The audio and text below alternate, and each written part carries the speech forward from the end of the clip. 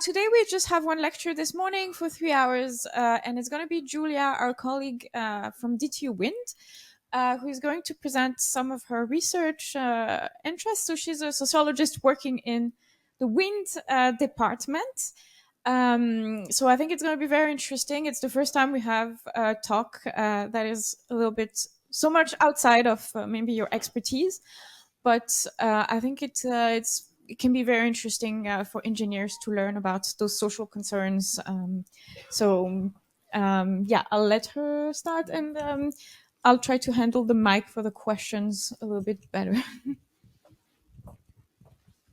Yes, good morning. And I've doubled myself. So we also have Tom Cronin. So that is my good engineering colleague.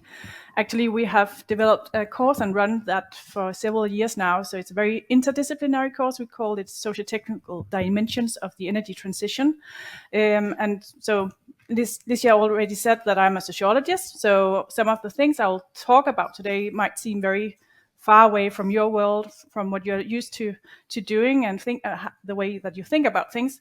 But we learned in that course how good and beneficial it could be actually to have both a social scientist and then an engineer sort of engaging. So sometimes today we might actually engage in sort of a dialogue, depending on sort of also the feedback from you and what. Yeah, we'll also have some group work, but given this kind of room, it will mostly be in pairs, right, or small groups.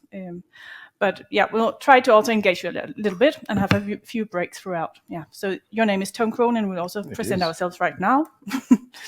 So that it was this one. No? And does it work? Okay. Yeah. Again, so who are we?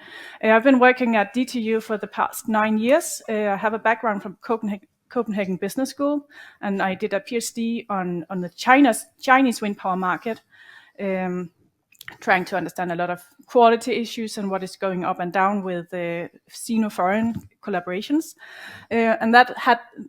Doing that, I really had to dive into the role of the technologies and control systems and simulation tools. So I've been trying to dive into sort of also some of the very technical devices, even though I'm a social scientist. I call myself a techno-anthropologist, and that's also because like my data is very much founded on ethnographic fieldwork, that is interviews with people and observations, trying to understand what is going on in the field on the site, but then also having this deep, profound interest in the role of technology and how technology and science plays together with society. And then for the past many years, I've been looking at local opposition to wind power and renewable energies, and also what is called social acceptance, trying to look at that from a lens of science and technology studies. Tom? Yeah. Maybe, yeah. My name's Tom Cronin. I'm an engineer. I have been working here at Rishu. I started when it was the Rishu National Laboratory back in 2003, and then we became part of DTU. I have spent a lot of my time working with wind farm developers. So how they go about making their projects, where they place their turbines, how they get financing for their projects, how they talk to the local neighbors, how they interact with municipalities and governments and that kind of thing. And that's the sort of angle that I come from. As you rightly know, we actually come from the wind energy department, but we also very much look at all of the technologies really that play into the green transition. So, but of course, most of it is founded on wind, and a lot of our information and the grounding comes from a project called Wind 2050.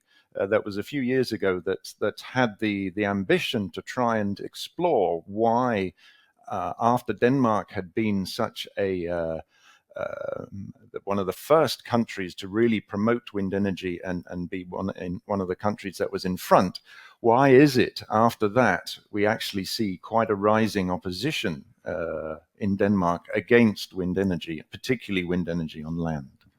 And so my interest is really like trying to look at what kind of values play a role in the energy transition. When we talk to local communities and other types of stakeholders, what is it that they put value on? And when I talk about value, it's not only in economic terms or quantitative terms. And that is like, I think, what we will also try to engage with you about, like this gap, or how to actually combine what we call quantitative and then qualitative data and methods. So this is the first time we are engaging with students interested in AI, but we have a few new projects we'll also talk about by the end of this today that actually try to go into some of the software tools that are co-designing the energy transition. And so our interest is also really in trying to think about how could we actually try to translate some of these more qualitative concerns and values into, it's like AI even, or so I guess that is also why we were invited to talk today. And one of the fundamental things I would say about, I mean, we might sort of approach it a bit later, but between social science and engineering that I found in my career is that as an engineer, we are very much trained that we do our designs and we do our software modeling in the laboratory in a rather isolated work environment, and we tend to think that that's okay, and then we just bring it out to society. We just implement it in the power system, or we just implement it for generation. But one thing we must realize is that even though we work away at our own desks in our own little groups, we are part of that society. Whatever we do, whatever we think, and whatever we try and work with, it's being influenced, and we influence as well. So don't think that your tools or your designs are, what's the right word? Innocent, or just not part of the world or society. You actually do something to the world when you do what you do. It has a lot more effects than you actually think. Yeah. So if you want to take anything away from this class, I think, or lecture, it's about that actually, becoming more reflexive about your own role and responsibility even. Yeah. So we are curious about you, and given that you are so many, we'll just try to ask a few of you who you are and why you are taking this course also, so we might be able to sort of engage with that. I think we have a microphone that can go around. Does anybody want to volunteer to maybe just answer a couple of these questions? Or that's very good. It's always good with volunteers because they... So it's asking about your background, your interest in taking this course, and whether maybe you have engaged in any way with social science before. It's perfectly fine if you haven't. Yeah, hi, my name is Jupke from the Netherlands. And I'm actually particularly interested in this course because I had a company in solar panels before. And I also made a board game about the energy transition. So very curious to hear what you are having to say about these kinds of methods to convey messages and to get people along on the transition. That's very good to hear. What's your background? So I studied math. I'm now at the National Research Center in the Netherlands for Mathematics and Computer Science. Great. Looking into FCR markets. Okay. So the board game was a side thing, side project. But interesting, very interesting. Mm-hmm. Yeah. Good. So that's it. Thanks. There's one here.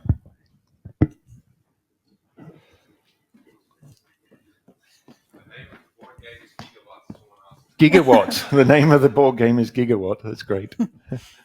Check. Okay. Hi, my name is Malik. I am from UC San Diego, University of California, San Diego. My background is optimization, capacity expansion modeling, stuff like that, but also very, very interested in social issues. So social justice plus energy transition. The term energy justice is very, very up, and quantifying that and capacity expansion modeling is I'm very interested in that. So we'll get a bit into energy justice as well today. Okay. But you've hit the nail on the head with one of the difficult things of sometimes we as engineers, we obviously like to model things and make simulations. How can those somehow include other values that are not quantifiable? Yeah. Hi, my name is Sander Martinez, Reach University Brussels. My background is in mechanical electrical engineering, but through the PhD, we've been working a lot with local energy communities. Now, more with industrial energy communities. So I'm also pretty interested in this social part of the whole assessment, let's say. Yeah. Very interesting. Yeah, the energy communities is really up and rising. So yeah, or also a lot of obstacles, right? We also see that in Denmark. So so that is a very interesting field to dive into. Yeah. Yes. One more. Maybe the last one. I'm a data scientist from the University of Liège, and I'm also I model supply chains of Power 2X technologies. But on the side, I love to understand and learn a little bit more about CO2 markets and how does it work. And I know that there are some controversial things about CO2 markets because everybody pays the same thing about CO2. And so those social aspects about who has to pay for the CO2 is really interesting because I think it's a complex question, and just saying which people will pay, it's maybe too easy. So yes, interesting also by your talk.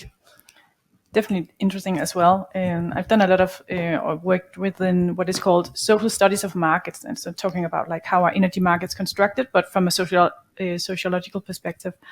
And CO2 markets, are also quite controversial and can be questioned, and so it causes a lot of concerns. And what is it that we are valuing here, right? Is it sustainable? Also interesting. Right, so we have an agenda, or at least we tried to make it. So so since I suppose we have an interest in social science, we heard that from several of you, but I didn't hear you saying that you actually studied social science or came across doing it or working with it as such. I think we'll go through a little bit of the very foundational. What is social science? Why do we do it? And how do we do it? Just very foundational. And then we will also go through one of the major literatures that is called social acceptance.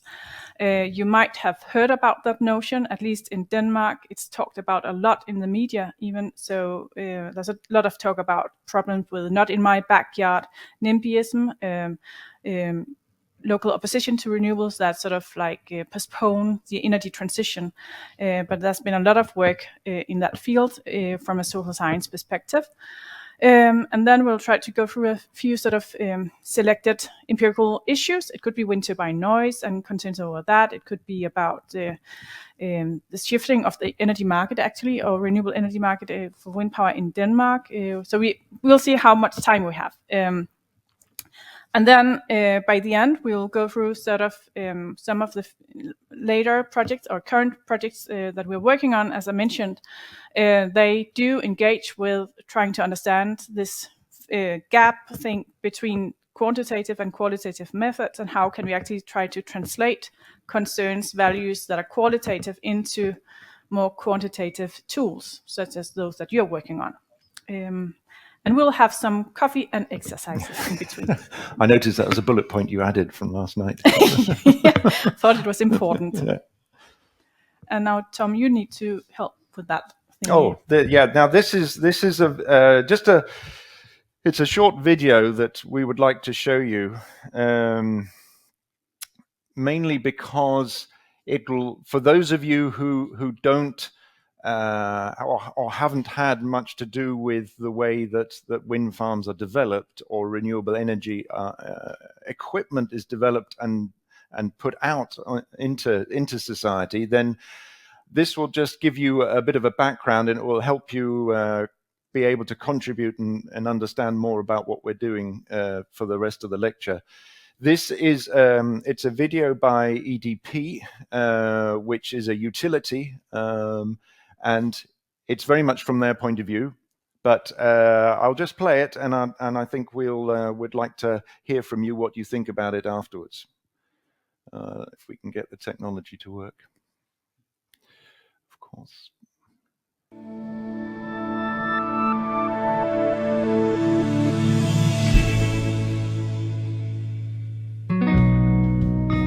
When we're developing a wind farm, there really is a lot going on behind the scenes.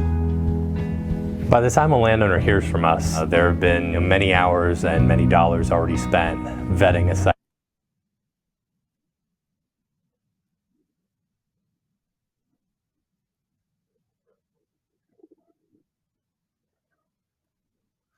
It's the first time I'm trying this thing. Talking to landowners, I always ask them to be patient with us because there are many studies that we need to do. It does take time to perform these studies. We have to collect at least 3 years of wind data as an example. Videos when you're presenting. The other thing is or when we start to develop a wind farm. First, a good wind resource. We want to make sure the wind is blowing. We look for access to transmission. We have to have somewhere to plug the wind farm in. Printer down the corridor. So it's not working. It did before. Yeah. Yeah, that's a classic answer, isn't it? Well, it worked before.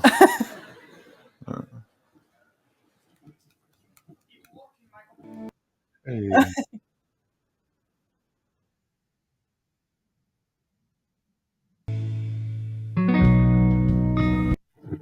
When we're developing a wind farm, there really is a lot going on behind the scenes. By the time a landowner hears from us, there have been many hours and many dollars already spent vetting a site to make sure that it's a good location to site a wind farm. To develop a project from start to finish usually takes anywhere from 2 to 7 years. When talking to landowners, I always ask them to be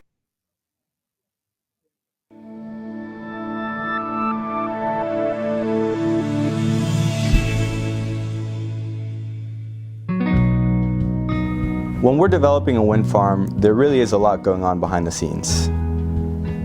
By the time a landowner hears from us, there have been many hours and many dollars already spent vetting a site to make sure that it's a good location to site a wind farm. To develop a project from start to finish usually takes anywhere from 2 to 7 years. When talking to landowners, I always ask them to be patient with us because there are many studies that we need to do.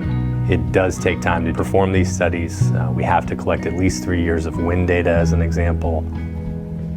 So there are 3 key things developers look for when we start to develop a wind farm. First, a good wind resource. We want to make sure the wind is blowing. We look for access to transmission. We have to have somewhere to plug the wind farm in so the electricity goes onto the grid. And we look for a supportive community. We want to make sure that we're entering a place where landowners are supportive, where they're very interested in seeing this kind of development in their community. You also have to make sure that ultimately the area is constructible. That you're not at the top of a 30,000 foot high mountain where there might be great wind, but how are you going to get the wind turbines up there? There needs to be some relative proximity to transmission lines. They need access to get the power out. You can have a great wind resource, but if you're 50 miles from the nearest transmission line, the project probably just won't make sense.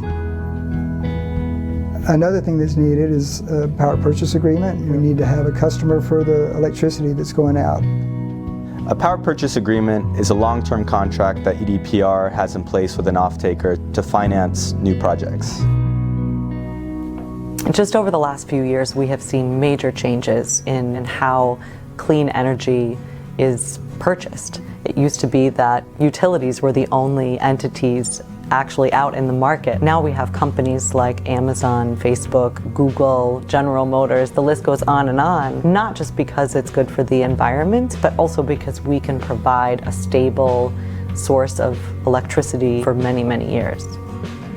Because wind and solar generators don't have to buy fuel in order to generate electricity, we can offer a fixed price of electricity to our customers for a very long period of time. Our landowners are our partners. It's not just a quick transaction, it's a 30-year relationship. The relationship between EDPR and the landowner needs to be built on respect and trust. The way that EDPR helps to develop that is creating a lease that protects both the landowner and EDPR. That lease helps us to negotiate our relationship that's going to be existing for 30, 60 plus years. So, a lot of times these are family farms that have been in the family for generations. Some landowners might be worried that they're going to enter into an agreement that they regret. I would want to make sure that all their concerns are voiced and that I can address them and make sure they know exactly what they're signing up for. We see our landowners as long-term business partners. We'd like to enter into agreements that we negotiate fairly and that all parties believe is in their best interest. One of the most important things about the development process is that landowners can ask as many questions as they have, and to ask them over and over again if they need to. I've had many landowners over the years contact me and ask me where things stand with the project. The key is to make sure that you have that regular communication. My preference is to do it in person. So by the time that the permit is received, by the time we get our county agreements in place, by the time that everybody has signed their lease agreement, from development perspective, we've wrapped up this package in a nice pretty bow for construction, and we say good luck.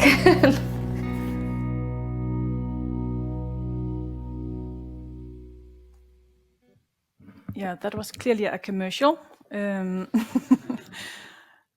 But the reason that... Next slide.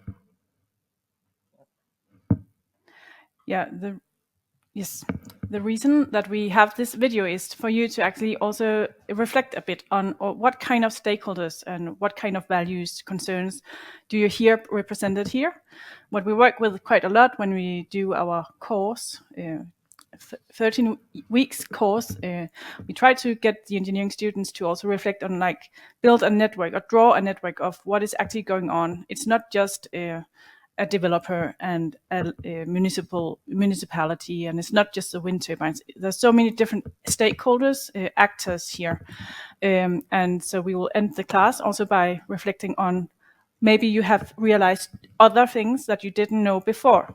So let's try to just very briefly talk about what was mentioned here. And then, so we have this sort of starting out map, and then we can hopefully sort of extend that by the end. So clearly there was EDP, and then I don't know, should we do something with the microphone? So what kind of local community members did the talk about, or if at all? What do you think about that? Yeah. They only consider the landowners. Yes. Yeah. Like they only the landowners and not everybody else. And it can be that they paint it out as landowners are these people or like these families that have been there for ages, but it can be a corporation that own most of the land. It doesn't need to be the like actually people that live there and work there and have the like animals or agricultural. Yeah. Yeah, an issue that is really emerging is about access, who owns the land today, because it's becoming a very valuable resource. So landowners play a big role, but not necessarily sort of like local community members, right? Yeah. I found it interesting that it's a company that's not in America or not an English predominant country. I think it's a Spanish company, correct? I think it's Portuguese. Portuguese. Yeah. But the ad is in English and a lot of American accents on the video, and it's obviously for farmers in Portuguese land. So I'm sure they're not going to be looking at the video and be like, "Oh yeah, it makes sense to me." So I thought it was interesting that they have it in English. Was it? No, I think they have a subsidiary company in America. So this was made for America and for their division in America. Okay, so that makes more sense. Okay. What kind of things did they talk about as important for developing a wind farm? What were they concerned about as a developer, apart from engaging with the landowners? I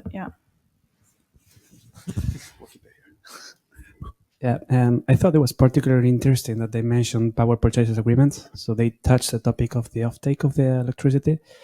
But they were, it sounded like very big, no? Like Facebook, Amazon, Google, all of this. And sometimes it's all about small people blocking these projects with not in my backyard or this kind of issues. So that was a bit shocking to me, I think. Yeah, I think what we've seen in the video is many of the major actors that they talk about, and what I think is also quite interesting here is that they talk a lot about, for example, I mean, you're right that who buys the electricity. That's obviously a very important relationship for them. How do we get the electricity away? So the power network is a very big actor for them as well, and the landowners, as we described too. Yep. All right, so keep this in mind. So maybe you have added some new actors by the end of this lecture.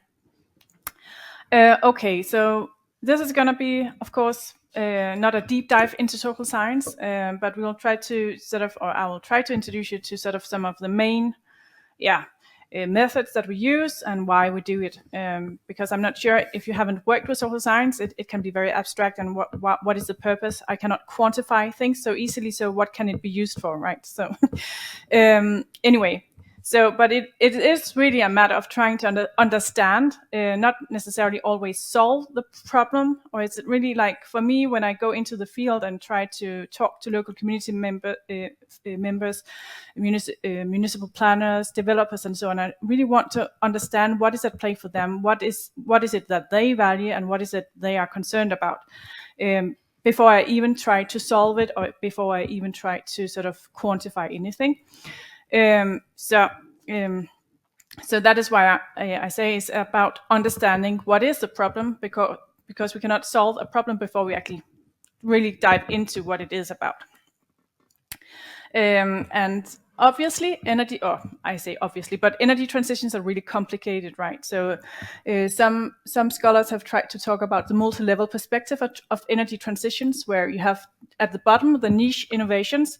That is where all the new innovations happen in the laboratories, universities, companies. They have to flow into society, into the socio-technical regime, they call it. There they meet industry, policy, technology, science, and culture. These are complicated things that you could really spend a life researching, right? Culture, industry, so on.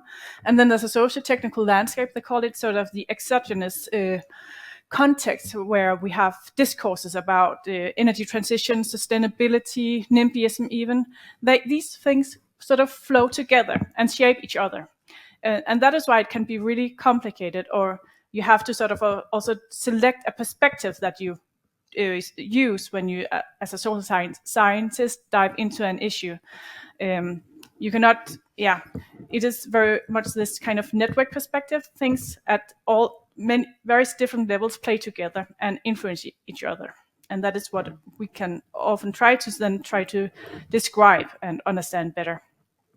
And why does it matter even? There's also this stream of in the literature called responsible research and innovation within science and technology studies. And that is really trying to say, well, we actually have a responsibility as scientists, as engineers, and so on. When we develop new technologies, then we actually have to become more reflexive about what we're doing.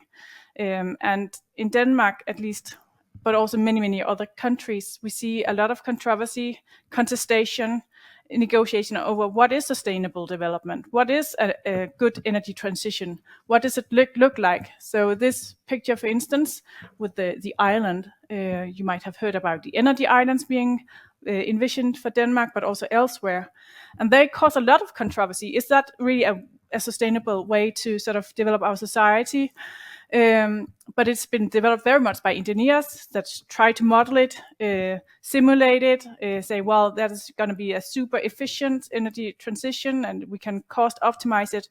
But what if it actually happens on us with a pre-existing society, community that have to live with those technologies? And so technologies are never just innocent, and they have multiple effects. It could be effects also on the wildlife, the birds, biodiversity.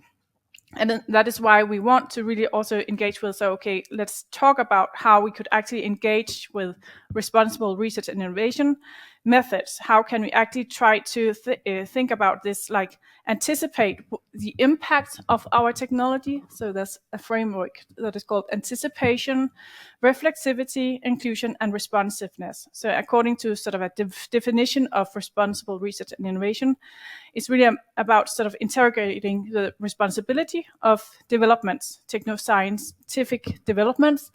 It has been defined, for instance, as responsible innovation means taking care of the future through collective stewardship of science and innovation in the present. So when we talk about social acceptance and the lack of it, it's often, or at least what we'll talk about today, is also like people do not necessarily feel engaged, or they might feel excluded from all these visions. So we had the map of the energy island, did people actually feel part of that vision? Could we actually have engaged in more societal debate about whether that is a good development? Can we make people, local communities, more reflexive, like aware of their own role, but also scientists and engineers and industry? And so it's very much about like creating sort of like a collective dialogue, finding out how to create a space for that. Yeah, and I think I'd also Evidently say that, not easy. Yeah. that a lot of the work that we do is not just with local communities. I think there's sometimes an over focus on local communities because those are the ones that make the headlines. But it's also very important to see things like even a standard, an IEC technical standard, that does a lot to include and exclude. And it's a device that has a lot of agency that we don't necessarily realize it when we work with it, because we think it's a matter of setting the standard, setting a bar. But who's allowed to be a part of that and who isn't allowed to be a part of that, and what it does as far as certification and that sort of thing is also very much part of our work. So. Yeah, and you mentioned standards, and it could also be AI technologies or whatever tools that you're working on. They also have sort of agency. They have a role in how we shape the energy transition. So becoming reflexive about that is also one of our main points, and what we would then dive into as social scientists. But what is it really that I do when I do social science? So in terms of methods, of course, there are quantitative and qualitative social science methods. What I mostly work with is the qualitative. And that is like going out, setting up interviews with different types of stakeholders. So I don't know whether you tried to interview, because it's not the same as a journalist interview. It is really very much focused on a specific theme. You want to understand this problem, what is going on here, right? And when I do that, it's really trying also to then sort of get to talk to the entire network, which is always impossible, but talk to as many different types of stakeholders as possible. So it's never just, or well, it could be, but when I do it, like I don't only talk to one developer and that's it. I really want to sort of map the network, what is going on around this kind of topic that I'm researching. So it also involves developing sort of, scientifically developed interview guides, and I record them, and then I take extensive notes, and I also transcribe them. And when I did my PhD, I had 99 interviews, and I transcribed them all by manually. But today, I think there are many AI even kind of tools that you can use. Yeah, we can also set up focus groups on the picture. That is an example of that. So that is inviting maybe the same kind of stakeholder discussing a theme, or it could be inviting different types of stakeholders around a common theme, and then try to see what kind of consensus or disagreement could arise here. Can we talk about maybe even what could be a good solution? But that is like also a specific method that we use. And I call it ethnographic fieldwork often. Tom was very surprised when I talked about fieldwork when I arrived at DTU. He thought I would go out to the field and do some harvesting, or I don't know. But it's really about like trying to travel around a specific site. It could be on the energy island of Bornholm, and then trying to understand, okay, as an anthropologist, they do a lot of ethnographic fieldwork, right? That is about talking to all the different people involved around that. But also, I also really look then at the technologies and how they shape the networks around that. And that data that is being recorded and transcribed has to be analyzed, right? So it's a lot of raw data that we need then to work with. So I actually then I apply theories to say, okay, I have a lens of, okay, I want to understand what is at play. It could be, plainly say, well, social acceptance. Why is there resistance here? There are many theories to apply. I cannot go into that at all today. Anyway, I will sort of code my data. It's not the same way of coding as you do, I'm sure. So I could look for discourses, specific ways of talking about an issue, specific kind of ways of telling stories about an issue, or specific ways of reasoning, argumentations, or power struggles around it. So I can sort of code according to many different lenses that I apply. And there are many, many different ways of doing this.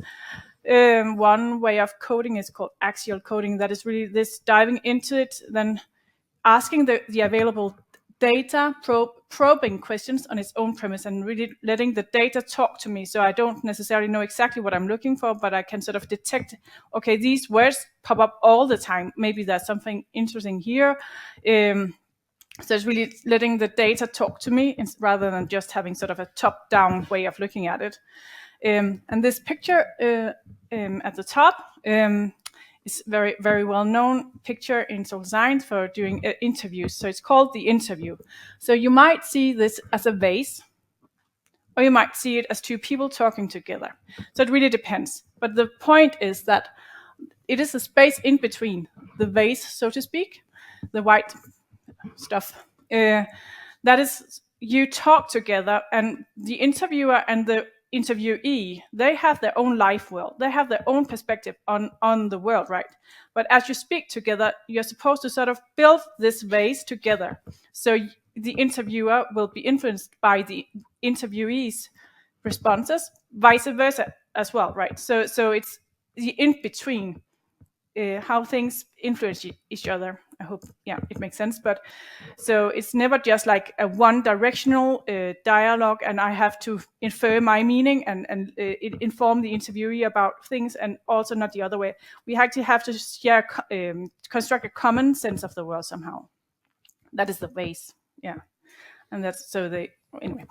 And then in terms of coding, yeah, there's a very old school way of doing it, like printing out all your material, a lot of transcripts, which is really raw data, exact quotes of what is being said, right? And then you might mark it with a blue pen and a yellow pen and a red pen whenever you sort of detect a specific theme or concern, a specific value. Oh, I didn't think about economic value here. I didn't, but they talk about it, so I'll mark that with a blue one. I didn't think about concerns about environment and biodiversity. I'll mark that with another color, because as you read it, you'll realize that some things pop up several times, and you will then find out, okay, I can code that. Let's say with colors, that is very old school or basic, right? But then reading through again, oh, I have a lot of green color here and a lot of blue, and what is going on? And then I'll try to develop a theory and find out what can I say, understand about that. And that is also sort of so that is the qualitative data being coded, right? That I can then and for you as engineers and people working with AI, that would then maybe also be what you would have to do, or try to understand, okay, we saw this issue really high on the agenda. We need to translate that into our tools. But also disaggregating. So what does biodiversity mean here? Can we actually quantify it? Can we actually do something about that? What does biodiversity concerns consist of? What is being mentioned here? So we get to understand what is it that people are concerned about, right? And then we have a lot of also tools to actually code it, making it less sort of, old school. Right. So I'm curious if you could, just spend a few minutes with your neighbor, 2 or 3 people together.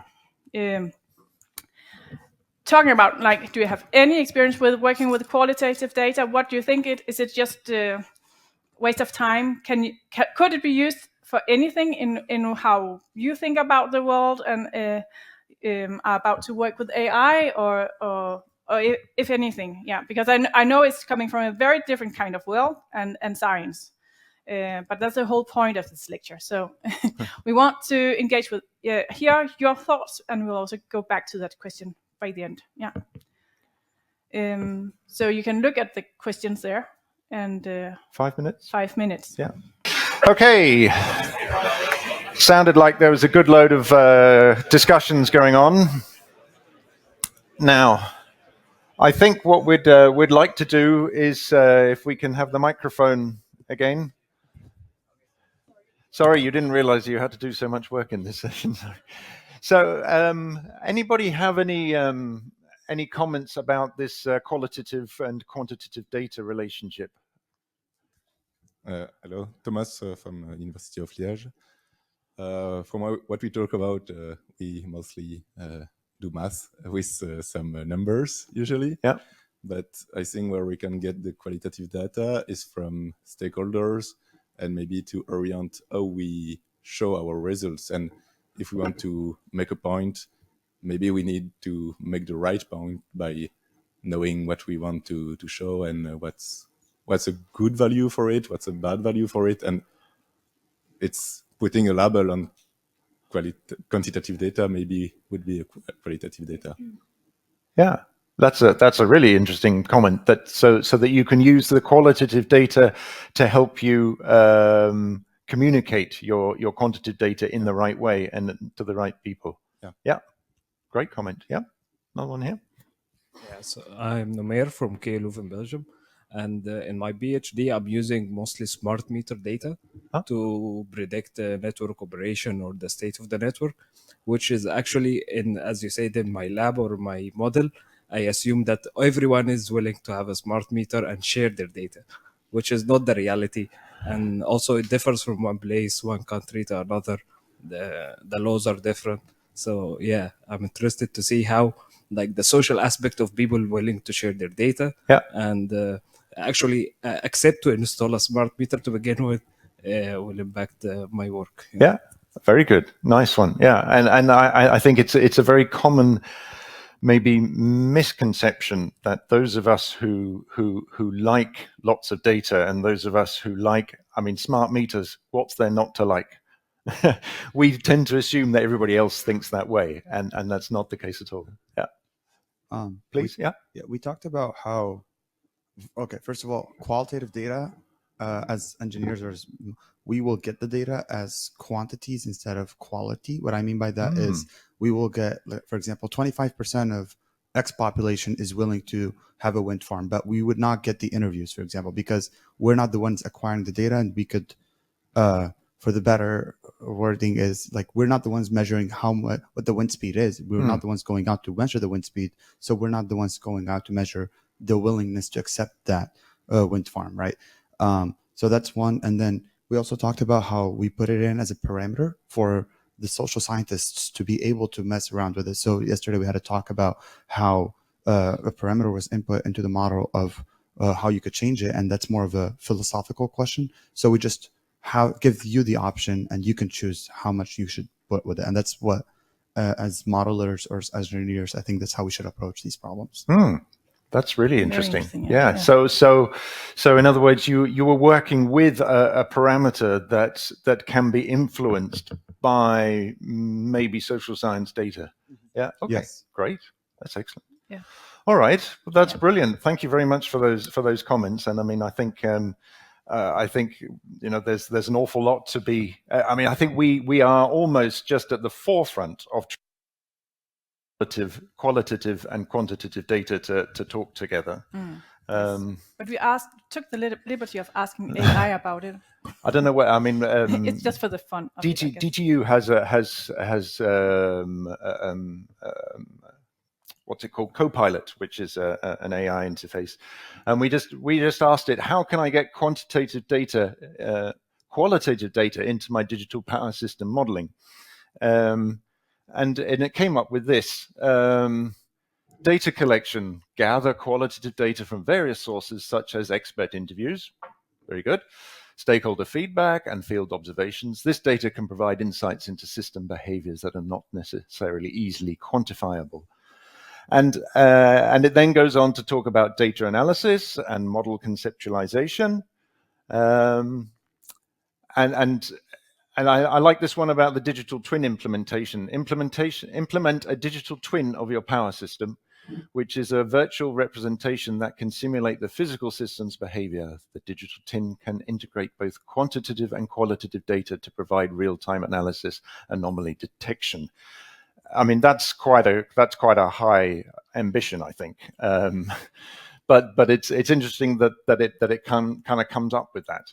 And I like this one here. If you're looking for specific software or tools to facilitate this process, there are many options available that can handle complex data sets and support advanced modeling techniques. That's great, because It's not wrong. There are lots.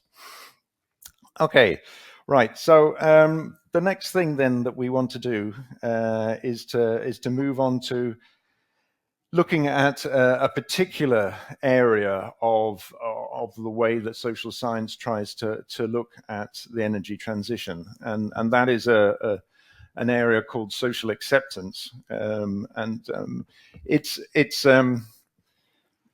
it's an area that it's a little bit strange in a way because it seems to be very specific to the energy transition, and it kind of grew out of, I think, wind energy. Renewable energy. Yeah, exactly. Yeah. So we'll take you through this. Yeah. So it will be a brief overview, but first of all, we need a definition. And of course, there are always many, but I think one of the good ones or influential ones is this one. So social acceptance can be defined as a positive attitude and behavior in relation to technological solutions among members of a given social unit that could consist of several parties. Others have defined it as social acceptance should be understood as a bundle of processes of decision-making on issues concerning the promotion of or counteraction against new phenomena and new elements in the transformation of current energy systems, right? So it is about like understanding processes and processes of acceptance and processes also of non-acceptance, right? Opposition. And it has been sort of, dealt with in so many different ways. But one of the most foundational ways of looking at it is saying, well, social acceptance is also multidimensional. So it's not only a matter of community acceptance. So it's also about socio-political acceptance, right? So if we want or need an energy transition, we also need politicians to actually agree on it, right? And also a more broader societal agreement. So it could be socio-political acceptance at the top of technologies and policies, and by the public and by key stakeholders and policymakers. Otherwise, like without that, we cannot really have an energy transition going on. And then also we need market acceptance, and markets are complicated entities. So they're not just there; they consist of consumers, investors, intra-firms, and many other things. And so some studies have then looked at, okay, so how can you ensure market acceptance if investors do not believe in this renewable energy? They will not invest in it, right? If they don't sort of see any potential profits, they will not invest in it. So how do you build market acceptance? Nowadays, there's a lot of talk about, for instance, power to X, and it's being linked a lot to energy transitions and renewable energy. But the market is still not there. There's a lot of talk about like, oh, it's a chicken and egg problem. Who is going to invest, and do we need first the customers or consumers, or do we need the producers first? Who goes first, right? So that is really also about market acceptance.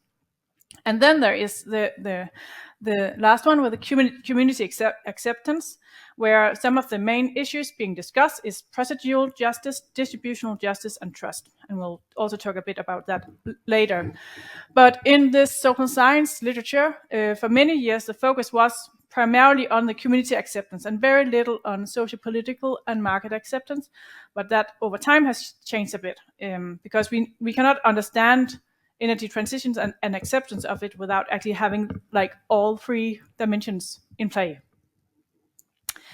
So a bit more about socio-political acceptance. So yeah, it is really about acceptance of wind technology, let's say, as a viable energy source and supported in government policy and by the general public. And that could also entail support schemes, like, okay, so policies and regulations that sort of support that we need wind energy, and for a long time at least, it was not cost competitive against fossil fuels, and so we needed support schemes in different ways, feed-in tariffs and so on. So, but of course, that is also a matter of politics. Will politicians sort of believe in that we need to support these new technologies, or do they want a more very liberalized market where we do not support it? And that has shifted over time in Denmark and many other places. So socio-political acceptance can differ a lot depending on the country and the context, right? Because our policies and governments also differ a lot on these perspectives. so it's about like hampering or promoting the deployment of wind energy, and also the broader societal attitude. So also even the discourses about it. Is an energy transition needed? Is it something that we envision as important for a sustainable development and to meet climate change, or is it something that is not sort of like believed in as such as a crucial for societal development? That can also, it really differs between countries and even within countries. And then political conditions and decisions at many different levels play a role here.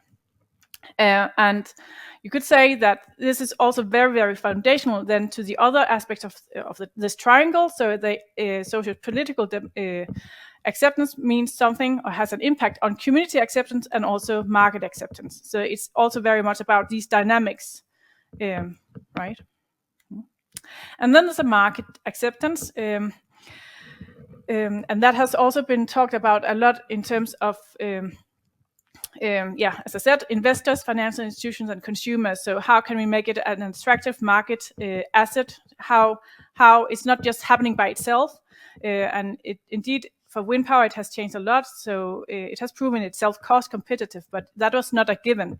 So that was also really a matter of building market acceptance over time. There's been a lot of studies, also some that I've done on the development of wind power in Denmark, and it was really meeting a lot of resistance from the market and from the incumbent utilities and so on. Thermal power plants, they didn't want wind power to become part of the energy system. It would be disruptive and not cost efficient and all that.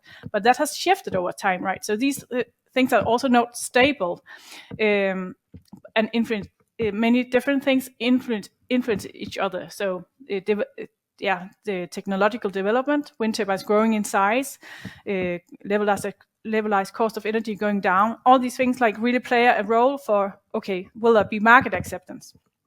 And then, some will then argue, well, we also sort of influenced by a green growth imperative, that green development will also continue our socioeconomic growth. And some people will be very critical of that in this field, and some will just discuss it and trying to understand what is going on here. And then there's the community acceptance that, as I said, has been the focus in the field for many years. I don't know whether you've heard about NIMBY, but it stands for Not in My Backyard. And it really came out of this, okay, so how can we understand? So we can understand back in before this field even emerged, and how can we understand that there can be resistance to renewable energy? It's supposed to be sustainable, it's supposed to be green, right? So at least compared to fossil fuels and nuclear, it seemed more understandable that there could be opponents to that kind of technology from communities. But actually we see that also with wind power and other renewables. How is that? And it was very much looked at as like, okay, there's a social gap, there's something going on here, the communities don't get it, so that's a gap here. And then it was framed as a matter of not in my backyard. So very much, okay, so this is a matter of local communities. They might be in support of renewable energy in principle, at least at a societal level, but as soon as it gets close to them, as soon as they become the neighbor, they will oppose it, right? But that has also received quite a lot of criticism in the literature, because it tends to, when you talk about a neighbor, it's just a NIMBYist. That is not really meeting his concerns, her concerns, or at least it is also quite arrogant or talking a little bit down to the person, or framing the person as an egoist. Okay, egoistic. So she only cares about his own view. That okay, not wanting a wind turbine out of as part of his view out of the window, but. Can we also understand it as a broader issue? It might not just be about sort of that kind of egoistic tendency.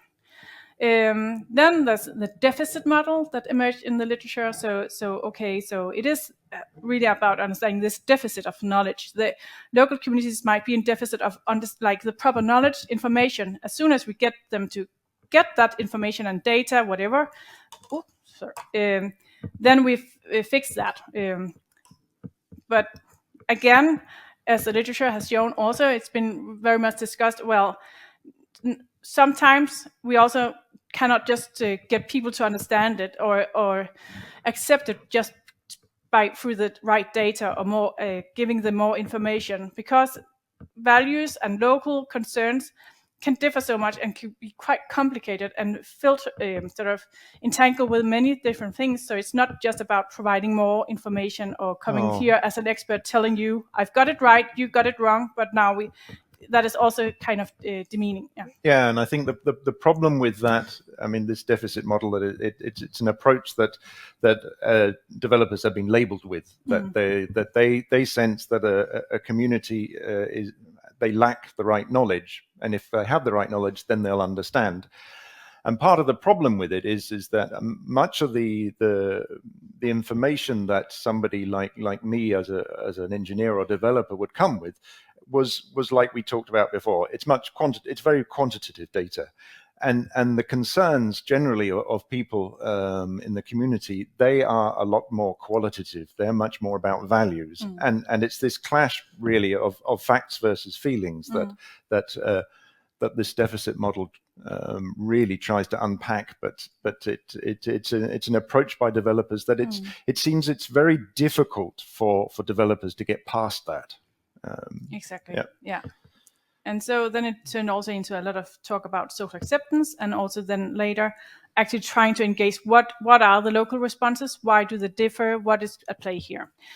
It's just to say that the field has moved, and also how to look at it has been discussed quite a lot.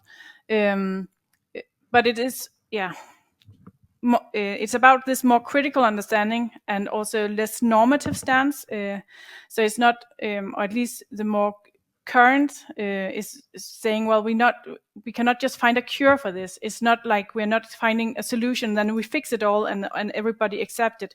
We actually need to engage with these complicated issues and understanding what is at play, because it's, as you say, Tom, values, interests, concerns, and place attachments, and that differs a lot. So also landscapes differ a lot, and cultures differ a lot. So it's about engagement, benefits, enhanced science communication, and all that. Maybe or hopefully you have a sense that, well, okay, it's also been sort of a move in the literature from trying to overcome resistance towards gaining acceptance to then trying to understand tolerance, support, and involvement, like actually thinking about how can we actually involve people, not just thinking about these as stupid or not knowledgeable people, NIMBYist, right? So, yeah. I will not go so much into details for this. So it has moved a lot. So based on what I just said before, so it's been like different waves, it's called in the literature, from a more normative, okay, so we have the right, we know what is normatively the right direction, so we just need to overcome opposition. Then it moved on to a more criticism-based perspective, trying to understand local responses, really diving into all these different complicated values at play. And then in the more last critical wave now, it's about scrutinizing contestations, actually understanding that many different values or valuations can be at play, not only economic values, but also values of nature, values of community cohesion, and so on. Yeah. All right. And contestations over the siting of wind farms has really been the focus. So the literature has focused on the planning and the development phase, you could say. So because whenever you site a specific project in a specific site, well, then you have that specific engagement between the turbines and also the land and the landowner, but also the community living around it, right? So you need then to go into very site-specific studies, and that is also why we need that ethnographic field work. So there's a lot of case studies, like very specific wind farms being studied, and what was at play here. But these contestations often revolve around more general issues, so it's not just about the specific wind farm. It could actually also be about broader issues and also concerns about sort of the distribution of costs and benefits. Who is going to earn from that wind farm, right? And who is going to be impacted? Like, is it only the view out of the window, or is it also, could one's property actually lose in value? Would there be noise impacts that could influence or even sleep or health? Some people are very concerned about that. So there are so many different things at play. So it's also as we say, more intangible things that are at play, and people could also be very concerned about intangible benefits for global warming, while at the expense of disbenefits for local vicinity, right? So, and also local cohesion. Oftentimes these wind farms we talk a lot about wind farms because that's our department, but it could also be solar or whatever. But a lot of these developments take place in rural areas, right? And they might be smaller communities, but they often have sort of a tight cohesion in terms of like culture, talking to each other, knowing each other. But if it's a landowner getting to rent out his land or lease it, earning a lot of money, that can split apart an entire community that has been sort of like really like working well together, and then not being able to speak to each other. And that can really spread a lot of, and these experiences can then spread also to other communities.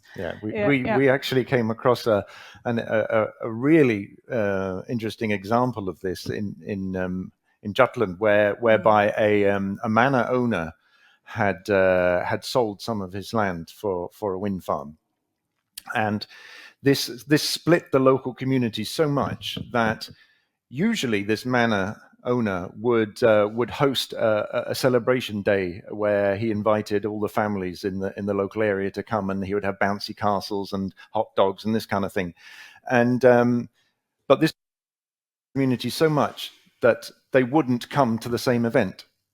So he actually ended up having to hold two events. One for the people who actually were for the wind farm, and one for the people who were against it.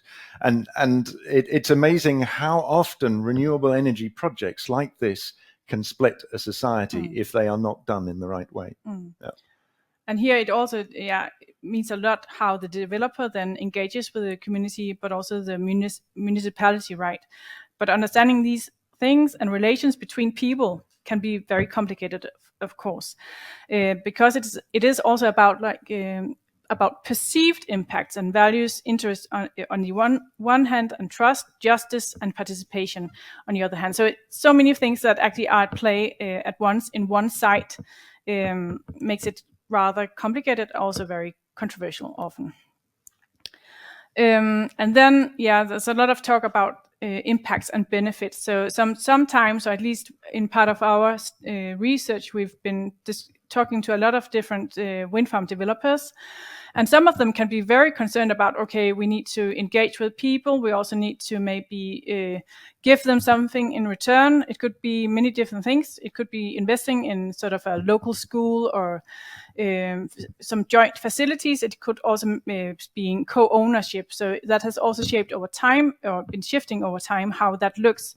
But it's just understanding, okay, so people often want some kind of co-ownership or just feel benefits, but benefits are not necessarily economical, or they could be, and co-ownership is also not necessarily economic. It could also just be being co-owner in terms of being able to actually influence the design, let's say, of the wind farm, or at least being invited into that room where you could talk about what is it that you would like, or what could make sense for this community, or is it wind power or solar power that we want in this community. So there are so many ways to actually engage with people and also make sure that we have a better balance between impacts and benefits. So impacts could be visual, noise, environmental, and so on and so forth. You can see it here. But the local and the social context matters, as I've said. And then the benefits, it could be this temporary income through the supply chain, because like these things have to be constructed, right? So it could also create jobs, infrastructural enhancements, redistribution of revenues, jobs, and so on and so forth. So being aware of these potential benefits and impact, and also recognizing, okay, yeah, of course it's not without impact when we put up a sort of such a big infrastructure. It will influence people's lives and in different ways, and the problem is that people are not alike, right? So we cannot just say it's always like that, or people will always like this kind of design or this kind of turbine. That differs a lot. Yeah. So that means that you need to actually go into that specific site and trying to understand that community before you actually, if you want to, make sure that there's not too much contestation. But this is also one of the difficulties, or one of the criticisms of social acceptance, that it is too case specific, and that it has difficulty in trying to raise the level up to a more regional or a national level, so that something can be useful can be said about forthcoming projects. And a bit like your model, where you have a parameter that you try and change. It's very difficult when so much is context specific, because I mean, from a modeling point of view or energy scenario point of view, you really want to look at a regional or a national level rather than just at one specific problem. So it's not easy. And then there are many different types of conflicts. So we talk about procedural conflicts. That is about the procedure of the planning process often, but also of the development process. How are people actually being engaged and invited in? So it's about these participatory procedures, and often that people don't feel heard or invited, or at least not early enough or with enough involvement or sort of impact. Then there are distributional impacts or conflicts. That is about, so how do they distribute the cost and the benefits, the revenues and the long-term costs? And then there's the land use conflicts. So that is like, we talked about land ownership, but that could also be agriculture, fishing, and tourism. These, we use our land in very different ways, right? And they can have different types of impacts when we construct a new renewable energy installation. How can we work with that? In Denmark, it's a pretty small country. Land is becoming a very scarce resource. So actually we see a lot of contestation nowadays in terms of getting access to the land. Let's talk about this Klondike effect, where developers really go to the same sites as soon as the municipality has zoned out specific renewable energy zones where it can be developed. They will go and as fast as possible knock on the door of a landowner to sign that contract, because they cannot develop anything before they have that land leasing contract. But it then creates a lot of conflict, pushes up the prices of the land, and with energy parks, power to X, different renewables really growing, this problem is growing quite a lot in Denmark. And then we will talk about identity conflict. So people can have a strong sense of place attachment, so their own identity actually is impacted or influenced or part of the landscape and the society that they're part of. So it is people-place relations. And then there are technological conflicts. What is the right way? Is it the right pathway forward and all that? Is it this what we want to use our energy resources for? Who has the right to actually harvest the wind, if it's wind? Does it make sense to have power to X? Is it really sustainable? So there are many things going on here. It has been coined as energy justice. Someone talked about that here. And you can also carve that out into 3 different types of or aspects of energy justice. So that's procedural justice, distributional justice, and justice as recognition. I believe we already talked about the procedural, being part of it, engagement during the process early enough, distributional, cost and benefits, and then there's but the justice as recognition, that is very much about being heard, being involved, being engaged, and sort of respected, not just being talked to as an NIMBYist who doesn't understand properly. So not being excluded, and Procedural issues relate, as I said, like to the planning and development processes of infrastructures. And it's really also very integral and central to how we understand democracy. And that can, of course, differ also in our understanding between different countries. Democracy is not just one thing, but there's a lot of talk about energy justice, and there's a lot of talk about, okay, how does this actually reflect a particular way of how we do democracy, and is it actually in a democratic way? And well, in Denmark, it's the municipalities doing most of the having responsibility for the planning of renewable energy. And that is, of course, local democracy. But then, like when we have the government having all these targets for renewable energy to meet our climate targets, that's sort of the top down, or municipalities will look up to that. So how is this interplay, and how can we actually ensure that people are being heard? Because there are so many agendas, and we of course we all have an interest in meeting climate change.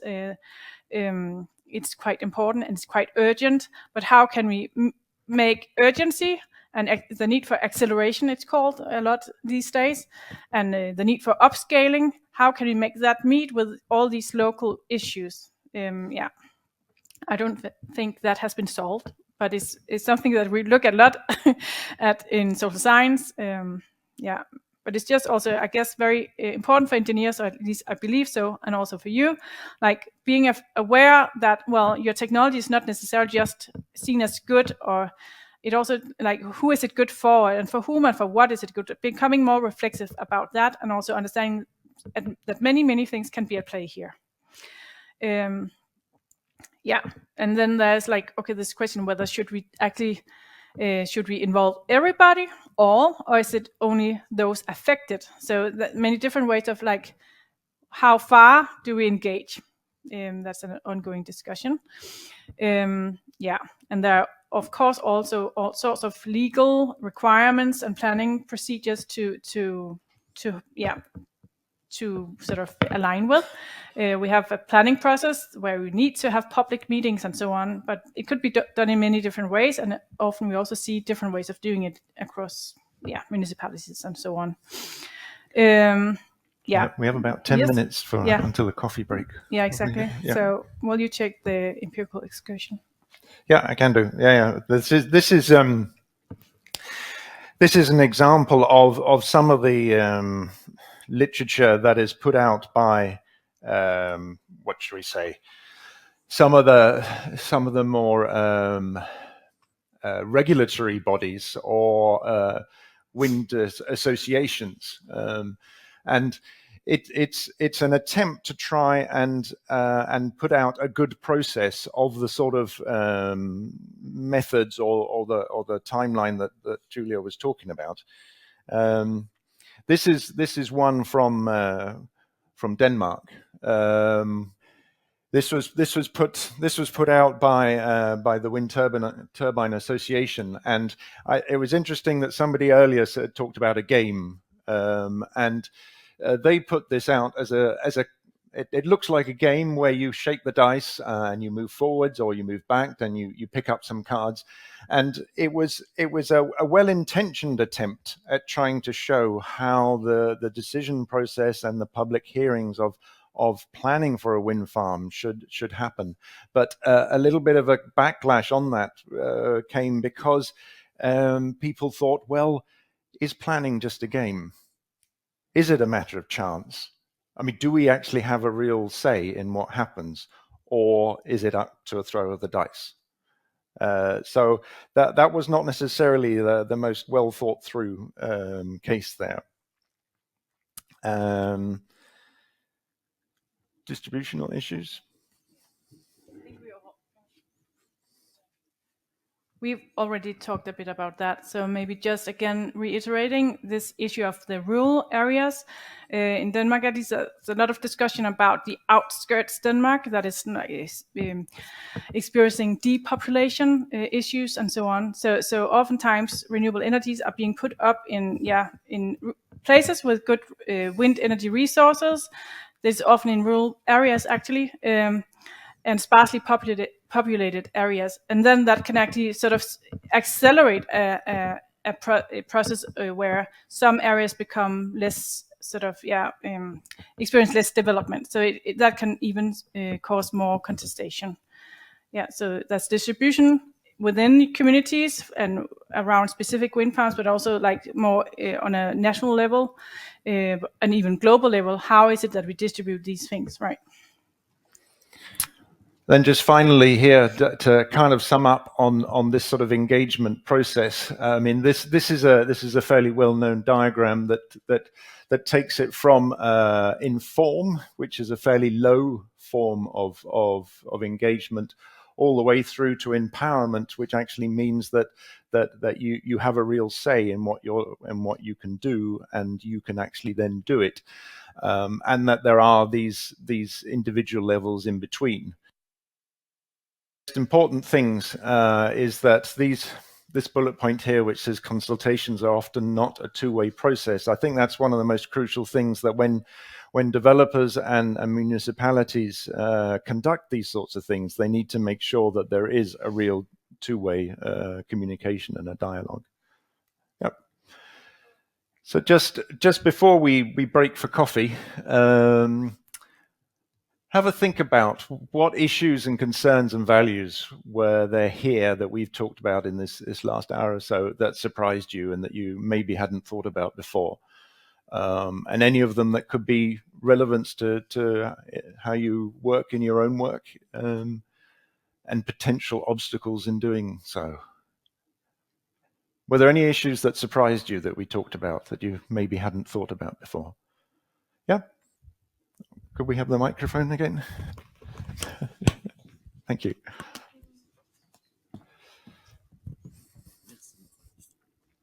It's more a question for you, in fact, because, okay, I get the points of those projects that you need to develop, but it's more of the point of view of the companies.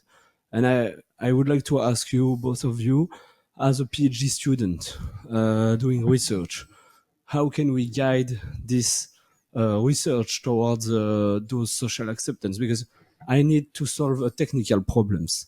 It's already a lot of work, a lot of study to do. And so, no, but really, I mean, we have all 24 hours in a day, so it's impossible to touch to everything.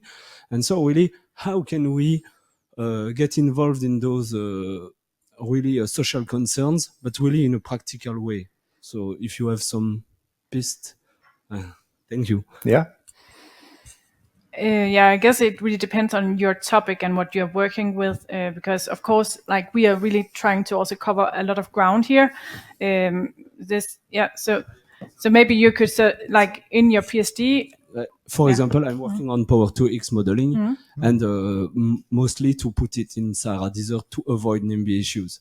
So, I mean, it's one of the arguments that we propose always with talking about those hubs. But because we have some questions from audience saying, did you think about the installation locally of those hubs? This is a really good question. We dive into it a little bit, but I mean, at the moment we need to say, okay, stop. There is the limit of our knowledge about that. Sure. It was interesting to understand that, for example, the Sahara Desert, it's quite complex because there are some local populations that think that the Sahara is a god or something like this. So it's really interesting because at the beginning, I did not think about it. So for your question, I answered like this. And yes, Power2X is difficult, but at the same time, it's a wonderful opportunity for us. So yes, how can we do some social acceptance in our research? I don't know. I don't have the answer to that. And I can just answer by some technical points, and that's it. That's a very good question also. And I believe like oftentimes it will not be possible to do that or engage a lot with social science because it's really different scientific fields. But maybe in case you had sort of interdisciplinary sort of advisor team where you could then draw on some experience from a social scientist, that would make it easier to then find out, okay, how could I read a bit about that, at least I have that as a discussion point to become more reflexive or critical about, okay, yeah, this thing that I'm doing and we are developing is good for this, but well, of course there are also debates about that. But yeah. And I think to come in on your point that of course you are fully occupied with the technical aspects of it. I understand that. Of course. And I think a lot of what we're talking about is just an awareness that what you do in that very highly technical space also has influences that you may not have realized to begin with.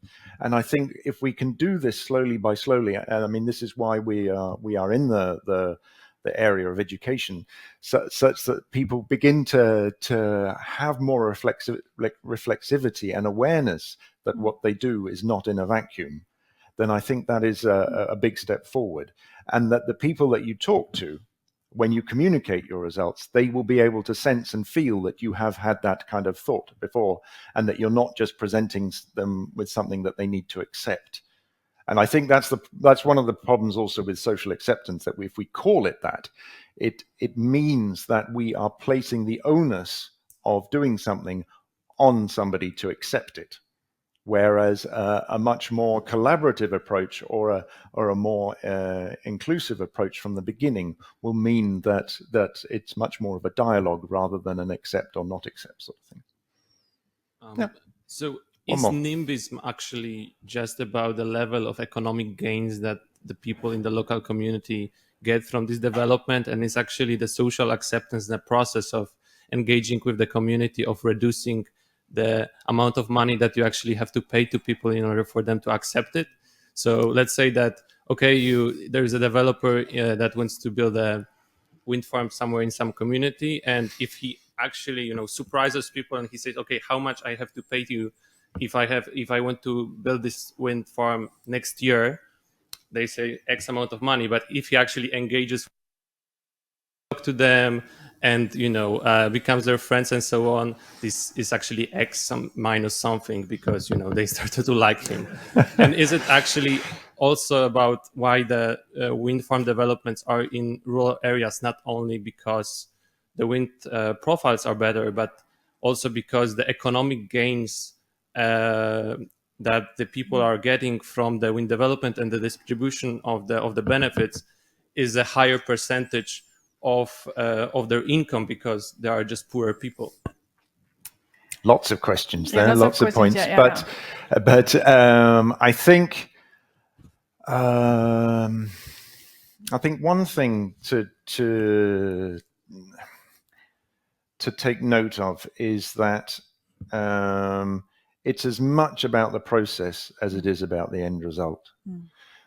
Part of the problem with the economic benefit or disbenefit is that it looks very much at the end result. So when we venture into that quagmire that is called compensation, then we've already labeled it as a disadvantage that needs to be compensated, and that's part of the problem with the money thing. But I quite agree with you that a developer who engages early and engages genuinely will, I think, undoubtedly end up having to pay less at the end. And in our research, it is quite clear when we can see there are examples of developers here in Denmark who were in fact local people. When they developed wind farms, they claimed they had almost 100% success rate. Whereas when you look at the large developers, big commercial developers, they work on a success rate of less than 10%. And I'm not saying that we can do without the large developers. That's not what I'm saying. I'm just saying that there is a difference in approach, and your point about engaging early and talking with people and taking people seriously, that will end up in a better financial and a less controversial project at the end. Yeah.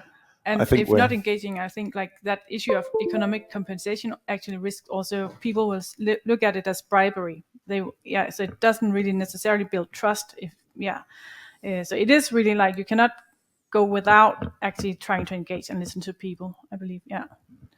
Are we into coffee time? Yes, I think so. One more Okay, question? one Yeah. more question or Yep. comment. Okay. If we have time, yeah. Yeah. I feel like the suggestion that you gave is, if you go back to the previous, the 5 or 6, that one right there, it feels like the suggestion of, oh, we want you to be aware as PhD students or researchers, because what you've been giving is great advice, but that's for, you know, companies like, or utility companies or big companies basically. But we're researchers and we do read a lot of papers, and what you've been telling us, oh, we just want you to be aware, or that's where we want you to take it. Isn't that just informed? Like, we're literally all the way on the left side right now. Like, even, oh yeah, by the way, we're aware that this is a problem, and that's it. But isn't it more of to move to the right? What tools are there out there? How should we inform our own research so that we can change it? It's, yes. We'll get to that. Give us I the think, technical aspects, I guess. Later on in Right. I just make one point is that I think we've served our purpose in that we have identified some interest, and that is the real key to a lot of this stuff, is identifying interest. If you cannot identify interests in your local community, if you cannot identify values, just like you have shown that you have just identified an interest, then that is half the game. So I think we've achieved our aim, at least until the coffee break. So thank you. Thank you. Okay, that there was a remnant of when this was a national laboratory, and we have a TANI system over the whole campus here. Because we have nuclear research facilities here, and because we used to have nuclear reactors here, there was a need to communicate with everybody, obviously, on the campus, and this was the TANI system that does it, and they still test it every now and then. And we have actually, I don't know whether you saw the water tower as you came in. On top of there is actually a national siren that they test once a year too, and that's quite a loud noise that comes across. So that was a good start to 12 o'clock. What we're going to do now is, because we can also feel that there's quite a lot of discussion going on, we want to try and leave a bit of time at the end for questions and discussions. We're going to go through a particular case now, and then Julia will talk a little bit about the way that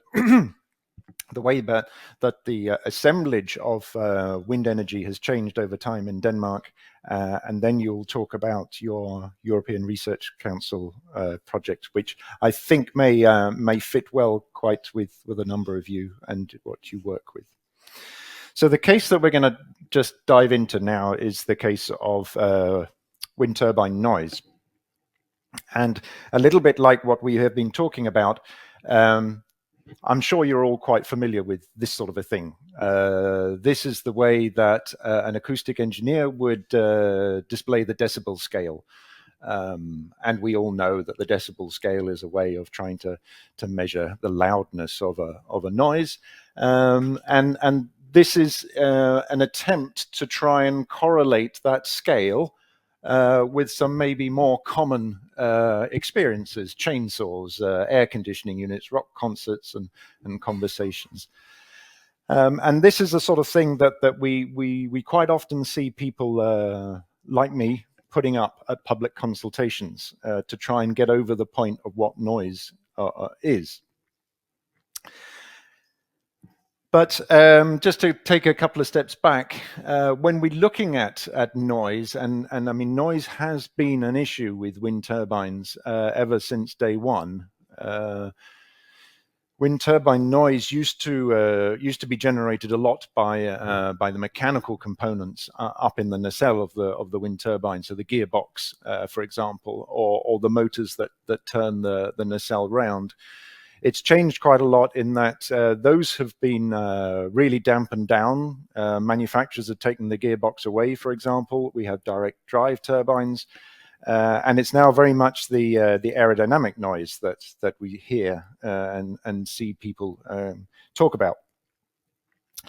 But when we measure the noise, We look at things like the landscape, how the landscape affects the propagation of noise, the atmosphere, the different atmospheric conditions can attenuate the noise, the layout of the turbines, they can increase the noise. Of course, it's a superposition thing, that the noise builds on each other.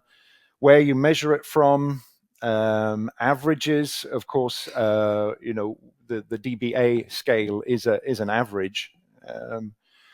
And then the challenges of actually measuring for real how much noise a wind turbine farm makes. It's not only one noise that wind turbines make.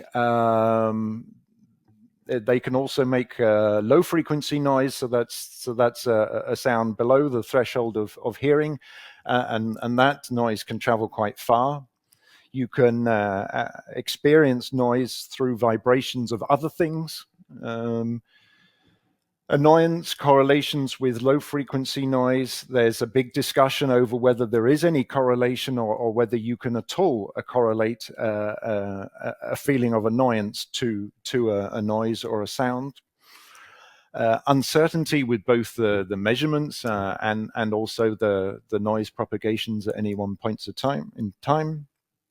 There's concern not only about annoyance, but also about health impacts. And in Denmark here, we had the Cancer Society do a big study a few years ago, trying to relate the use of medicine of people around a wind farm, and correlate that with the level of wind turbine noise that was calculated that they would experience. And this was done across the whole country. And it was promoted as the study to end all studies. We would come out with the answer, yes, wind turbine noise has health impacts. No, wind turbine noise doesn't have impacts. In the end, the answer was, it depends.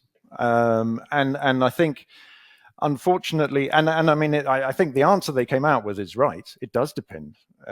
Sometimes they found some very weak correlations with people who are old, people who had some previous health conditions. They also found out that in many cases it had no impact at all. So the answer was right. But the problem was that it was framed as this was going to be the answer to all answers, to all questions. And a lot of municipalities in Denmark actually put wind farm development on hold until they got the answer from this study. And of course, when it didn't actually come with a clear answer, that left them in a terrible place. And then we also have to remind ourselves that the noise from wind turbines is not a simple one, and we get this amplitude modulation effect, which is this kind of beating effect that you can hear as the blades rotate.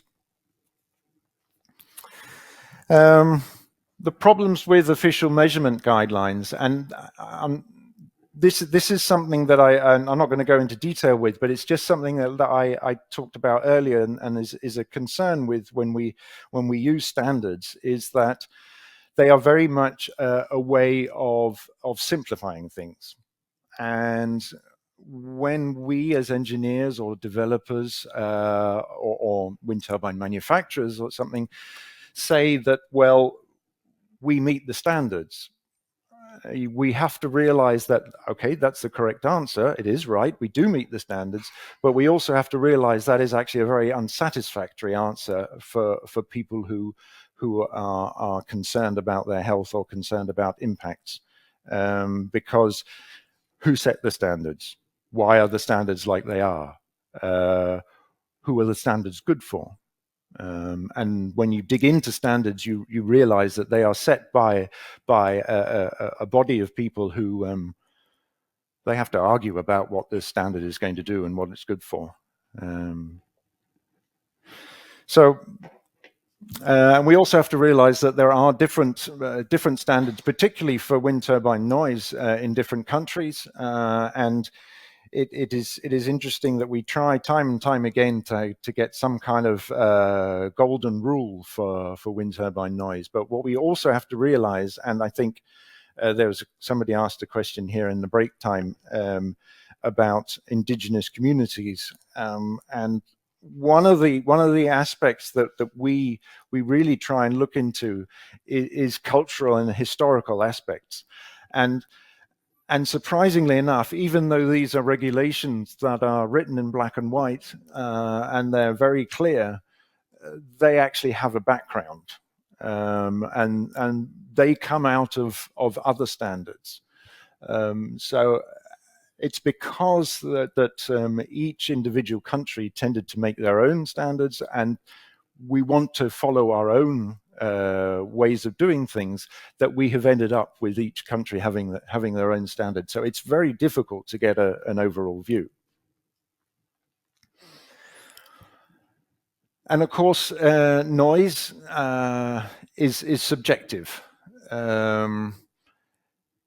Noise or sound, there is a quality to it that isn't necessarily captured by the measurement. The appropriateness of the sound, when I say appropriateness, it is the context in which the sound is heard, as we are very well aware that you can imagine the noise of a wind turbine in an industrial setting is a lot less disturbing than the noise of a wind turbine in a countryside setting, because the context is very, very different. And the human sensitivity to sound is very variable. How well you hear, the different thresholds, and also, I mean, how you are as a person is also plays a big impact on the annoyance that you feel. And these non-acoustical factors play a very relevant role in, for example, in how the process of developing that wind farm was run. That could also influence the way you perceive the sound, whether you were involved or whether you felt that your voice was heard. So just an example, this is a public meeting somewhere in Jutland, very typical of public meetings to involve wind farms. And you can see by the color of the hair, the general age limit of people who attend these things. And this is one where the developer and the municipality presented their plan. They presented the EIA report. The EIA report stands for Environmental Impact Assessment. It's a very standard study that you need to do to show what impacts or not impacts a wind farm might have. And on the front cover of almost all of them, they will have some kind of photo montage of how the wind farm might look. And then came the presentation of noise. And I'm not joking, these are two things that were actually shown up on the screen. And I know us, as engineers, you know, this table, even though we will have to study it a little bit to find out what's happening, we can see that there are wind speeds, we can see that there are decibel measurements, and we can see that this is a map. We have wind turbine locations, and we also have contours of equal sound. But to a layperson, these are difficult things to get your mind around. And it didn't actually help that in this particular map, the EIA consultant who had drawn it had actually drawn one of the roads incorrectly. And somebody noticed that, and they complained that the wind turbine was closer to the road than had previously been said. They then talked in this sort of language at this public meeting. And you just need to read that this, on the 15th of December 2011, a revised executive order came into force where limitations for low frequency noise from wind turbines were imposed. And this was the sort of language that was being used at a public meeting. The response, when it came, was something like this. Why do the standards only require noise assessment at 2 wind speeds? They do, but why?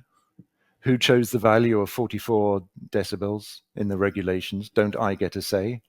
You only model the noise. Modeling isn't real. I really hear the sound. Why don't you measure? And so on and so on. And what all these questions are displaying really is, I don't understand the numbers. I don't understand why you are presenting me with numbers when I have a feeling.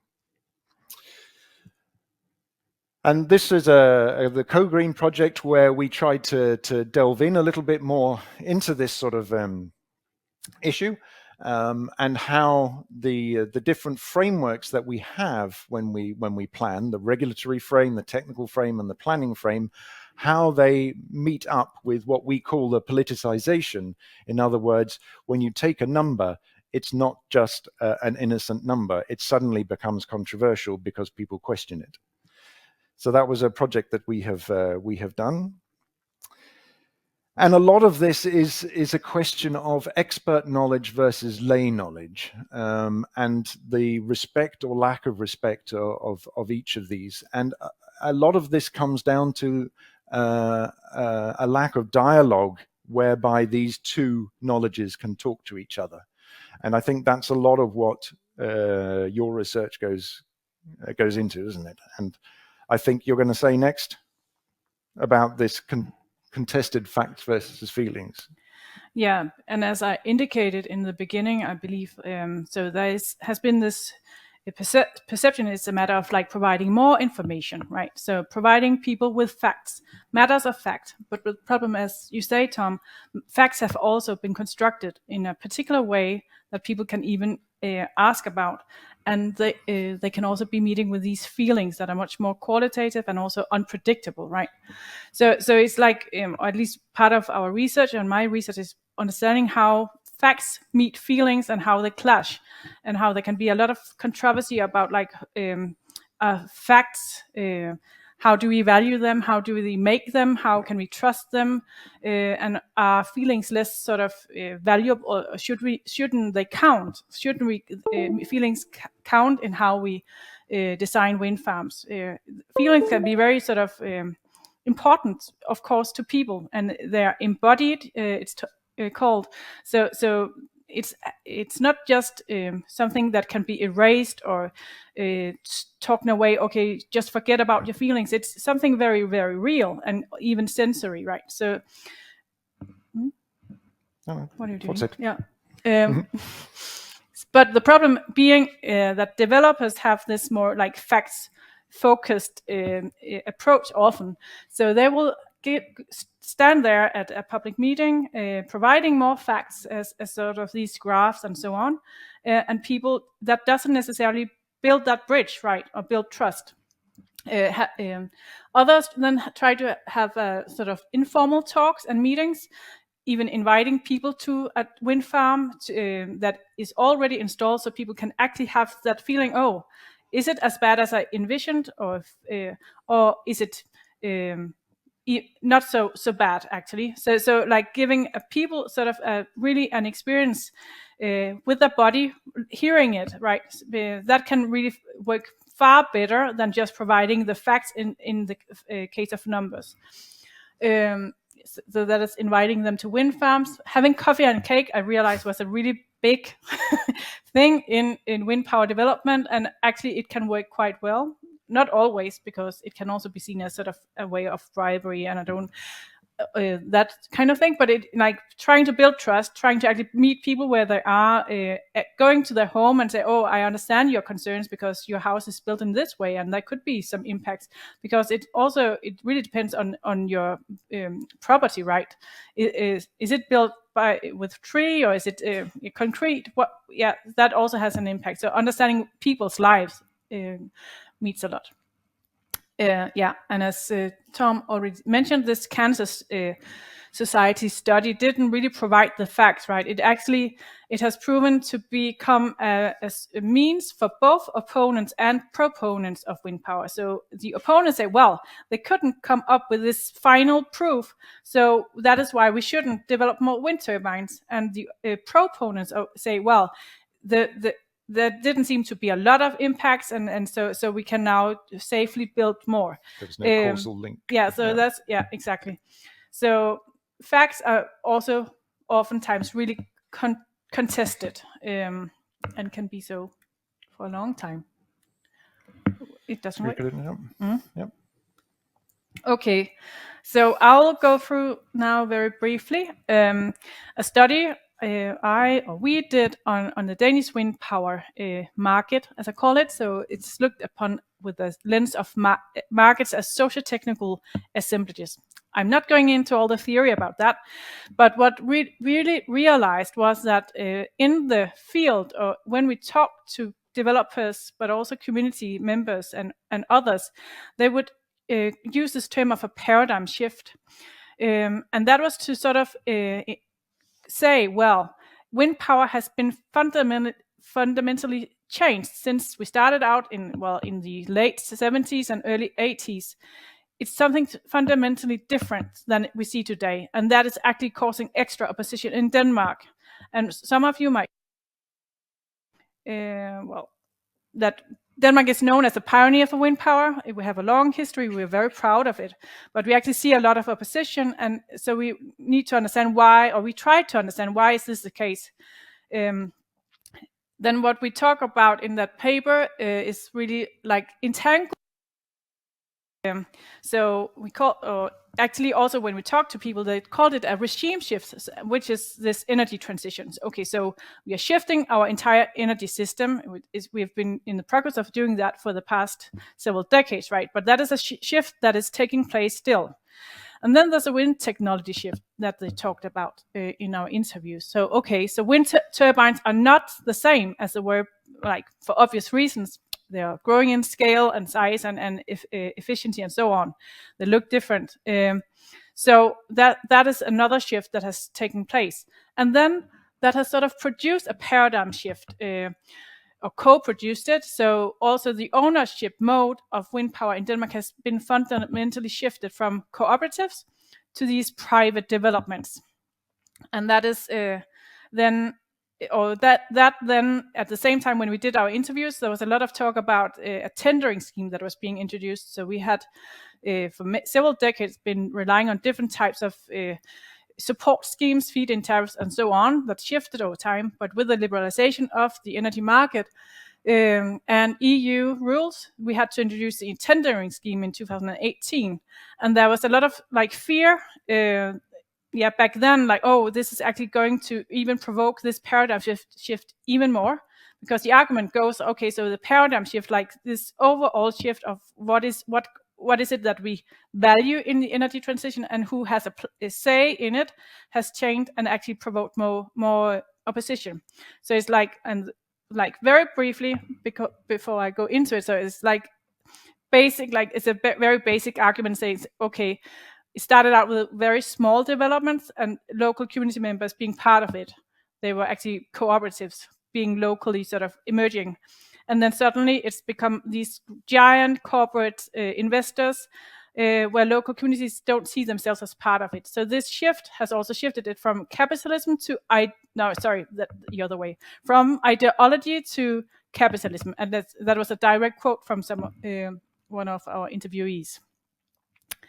Right, so, the paper that you haven't read is arguing, to understand that paradigm shift, we need to understand the energy or the wind power market as sort of an assemblage, a network, where the capitalization instruments, that's number one, that is the support schemes basically, have shifted over time. Then there's a turbine technology that has also shifted over time. Then number three is the capital investment. How much do you need to actually put on the table in terms of finance when you want to invest in a wind farm? That has fundamentally shifted as well. And also number four, regulation and governance of finance. How can you actually take up a loan, and all that has shifted. And finally, that has then influenced also the ownership modes. And that has created a lot of concerns or local opposition. Or at least that is what we show in the paper. These things play together. But we cannot understand local opposition in Denmark. So our argument goes without understanding these entangled dimensions, how they play together and how they have shifted over time. So I suppose quite a lot of you are not from Denmark, so you might not be so familiar with the historical roots of wind power development in Denmark. As I said, we are very proud of it still. So we have this pioneer brand. Okay, so we started, and even here at this very laboratory, that is where it was started, right? So we had the early experiments with how to develop a wind turbine starting out here. But it was also really a matter of distributed energy and local carpenters, people very creative and having an engineering mind, standing in the garage trying to put up a wind turbine, maybe even in connection with the folk high school, which is another famous or proud tradition in Denmark, where like local small schools where the ideas like also really educating commoners, people in rural areas, all sorts of people. And there at a folk high school, there would also be a local wind turbine, and then they would be allowed to actually connect it to the grid, and they could earn a bit of money on that. And that was really like this, then the foundation for this wave of building local energy communities in Denmark, where local neighbors would go together and say, well, why not invest in a small wind turbine, and then actually we can earn a little bit of money of that for that, and then that was really how it all started out. And I reckon that you know or have a sense that is not how it is today, but we still do have a few cooperatives left, but they have sort of been marginalized, or at least like it's grown, right, in all these different dimensions I talked about just before. So it's this cooperative movement that is our sort of foundation in Denmark for this. And this idea, a tradition of folksy democracy based on a priest, Grundtvig, back in like several hundred years ago. But today it's a different story. Like we see emerging social opposition and this debate over whether this is a matter of pure ideology, as it were, or much more about pure capitalism with large-scale developers only going into it for the profit. So it causes a lot of debates, like wind as a common good, like it's a resource blowing all over the globe, right? And so who has the right to actually harvest that energy? Isn't it a common resource, or how should it be capitalized, and for whom and for what should it? So these debates over who should own the wind, like, has also been triggered. So we had the model before. Just very briefly. So we are then going through these different dimensions. So we went from subsidies for capital investment to fixed tariffs for electricity production, to then later also the tenders. And that has been sort of like a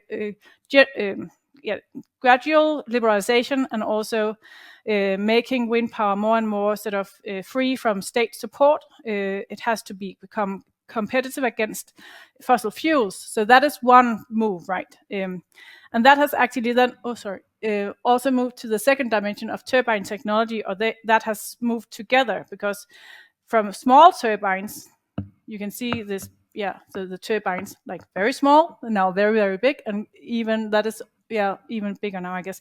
But that evolution, technological evolution, has co-developed with the shift in the funding schemes, like the capitalization instruments, because small scale or small turbines didn't need depended on subsidies. As they have grown in size, they also become more cost competitive. Like we have managed to get down the levelized cost of energy, and this is liberalization. Okay, we have an energy market; it has to be competing, right?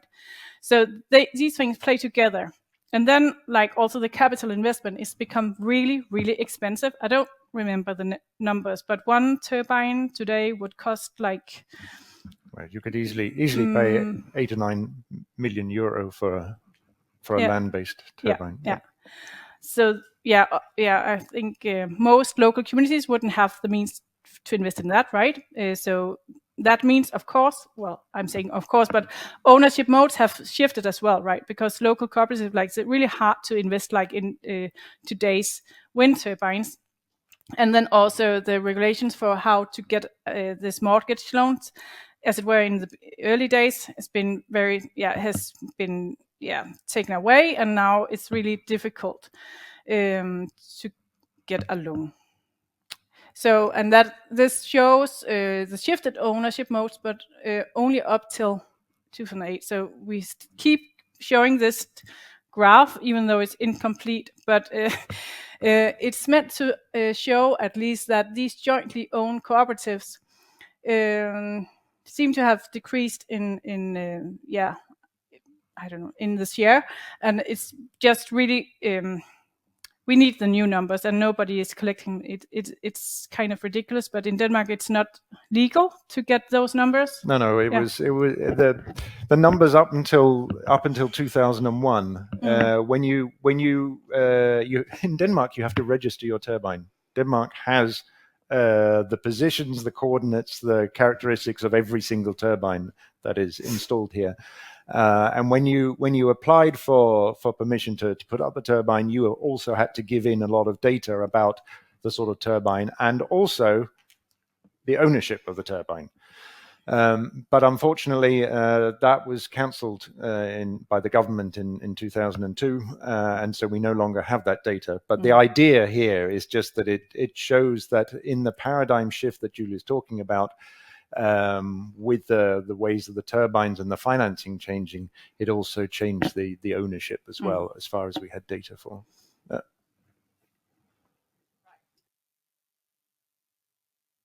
Yes.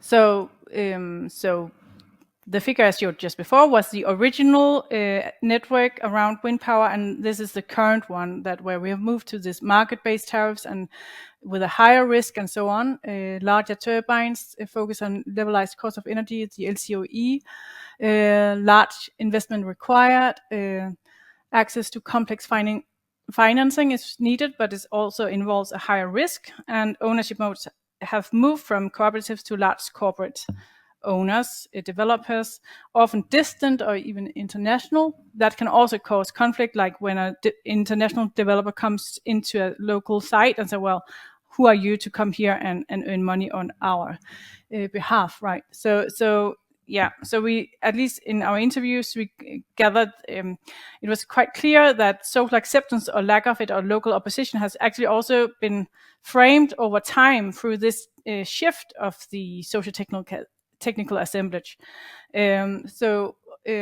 That is to say, well, it's context specific, but also like it is also founded in historical developments. And during this break, some of you came up and came with different examples, and also how it's shifted. It's not stable. These things are very much like tied to the history, tied to this culture, and so on.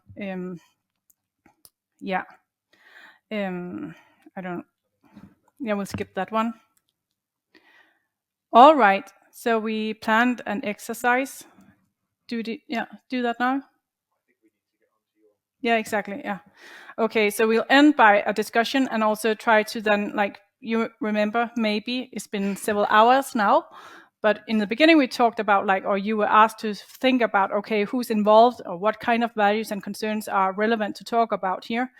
And we had this EDP commercial, right? Talked about the landowners. There might be other stakeholders. So we'll talk about that, like in the when we had that final. Time is running. Okay, so I received an ERC starting grant that's just started.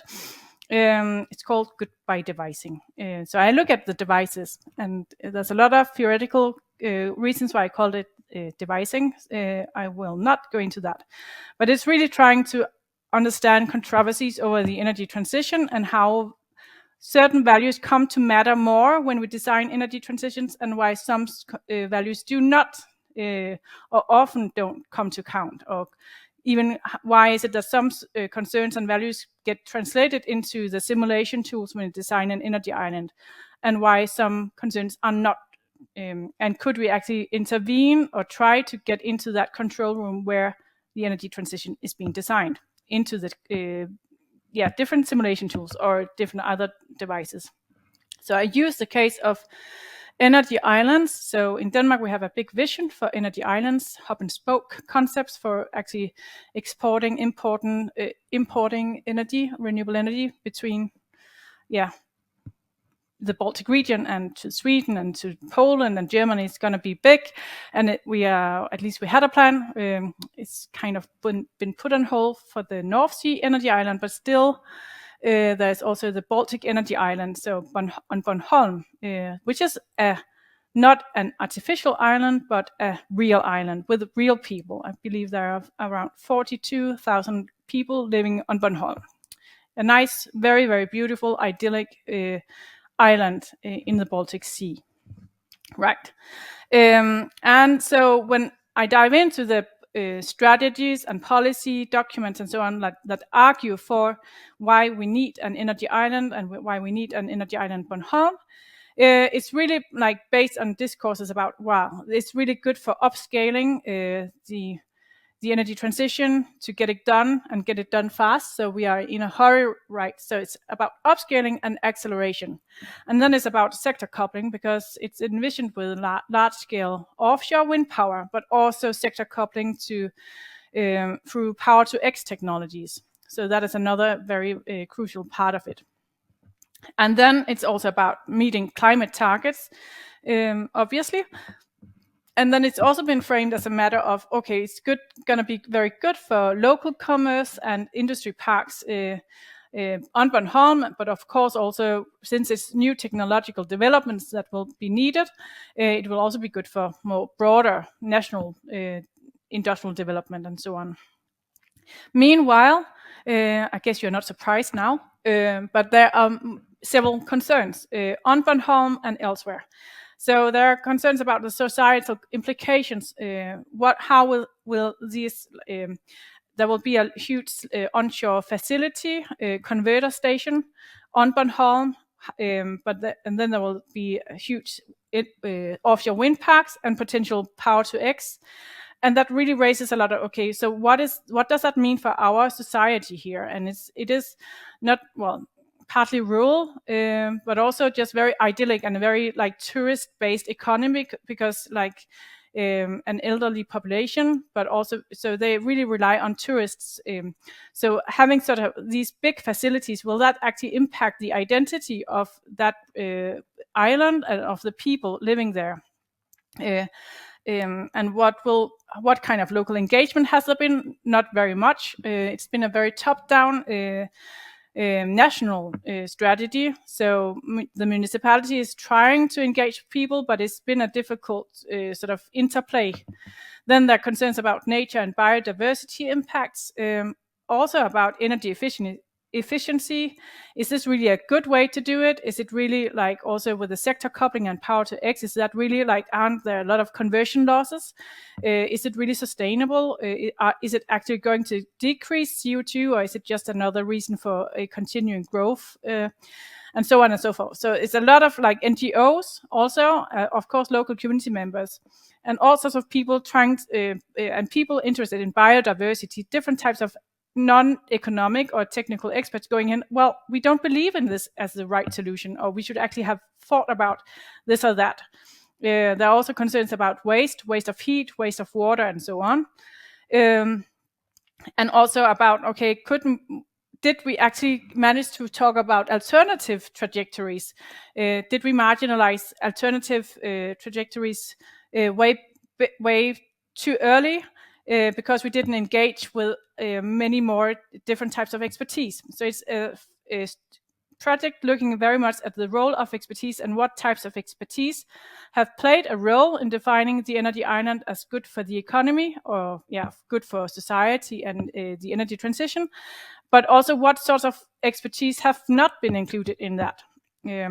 And when I talk about expertise, it's not just like what we learn in school, and you are experts in your own right as engineers and people studying AI and stuff.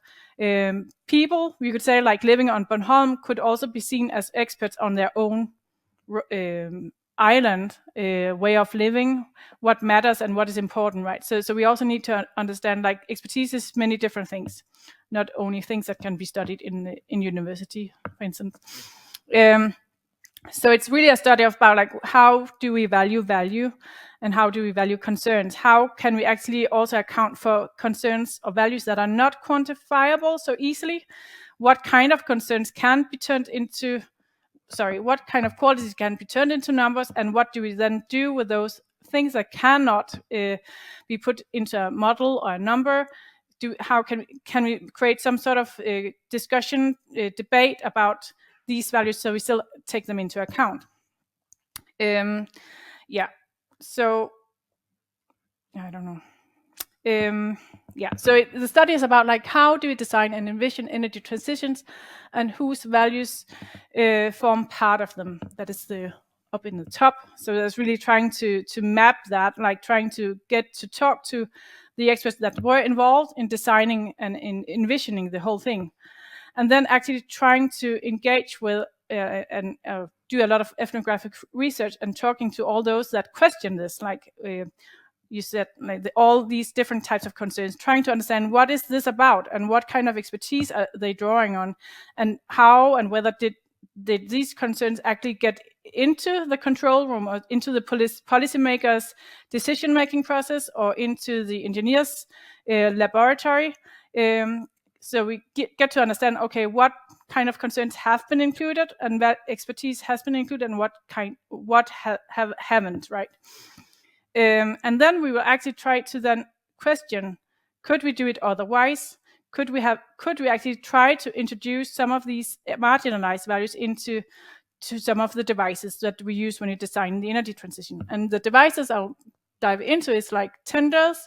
So there's procurement schemes, and also energy scenarios and digital simulation tools. So that is actually quite radical, trying to get into the engineering control room as well, trying to understand, actually study what people like you do when you model an energy system. What goes in as you do your modeling, and what is sorted out, right? And what are the limitations and the opportunities to actually include other values. Yes, and another point the project is really about trying to contribute to the social acceptance literature, because it has been so focused on the planning and development phases. But I would argue that the propositions, solutions that have been made for the past 10 years or more don't really work optimally. Oftentimes people really don't feel that they have been engaged early enough. Even the planning phases, it's often too late, also because like land leasing contracts have to be signed way before the planning process even officially starts. So can we actually go into the design phase, which is before the planning and development phases? Can we actually get into create a space where we try to include other alternative types of expertise or experts in this process?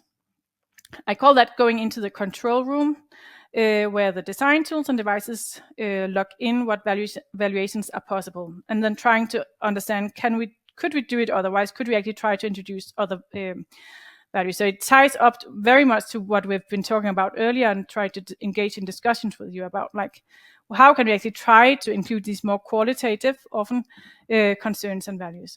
So it's moving from an objective of mapping the existing network of expertise that has defined energy islands as a good solution forward, and also trying to understand, like, what are the concerns and the current valuation struggles before we then enter into the control room, where we actually try to then do something with the simulations, or in the laboratory.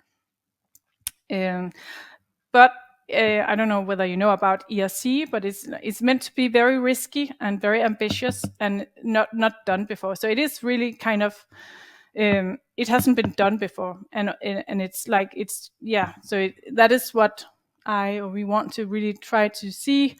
Can we do something about this meeting? Like, so it really relates also to your work with AI tools. Is there a space where we can actually try to have translation of these qualitative concerns into a simulation tool, for instance?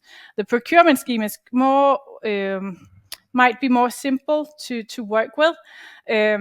So when tenders are designed, there will be criteria of who can actually invest in a wind farm here, and companies will compete on coming up with the largest, the lowest cost proposal, right? But the types of experts involved in that, and the types of values and concerns criteria that are there, are really defined mostly by economists, engineers, and politicians. So the question is whether could we actually also invite biologists or citizen groups or energy analysts and so on and so forth into that, and set up, for instance, new criteria for biodiversity, but also for social inclusion and so on. Like, could we ask developers also to include other types of concerns? So procurement schemes are not necessarily very digital. I think whenever we then go into the digital universe of an AI, it really has work with numbers, right? So that is, I think this is a medium sort of like step. But then the next step is also, and as I said, we would also look at energy scenarios and simulation tools. But the question is whether we can actually do, how far can we go in terms of making these qualitative and quantitative values meet. That is, I will know much more about that in 5 years' time. I also have another project starting up soon on Power to X, and well, they are not similar. Talking about a lot of like the theories about sociology of expectations. How do we build expectations for the energy future? And so again, like I'm trying to look to the past. How was this vision built over time for hydrogen and Power to X? And again, also trying to actually go into the devices of energy scenarios, demonstration projects, and then procurement schemes, and then intervening. So it's just to say that the cutting edge research is looking into exactly this kind of like, how do quantitative and qualitative values meet?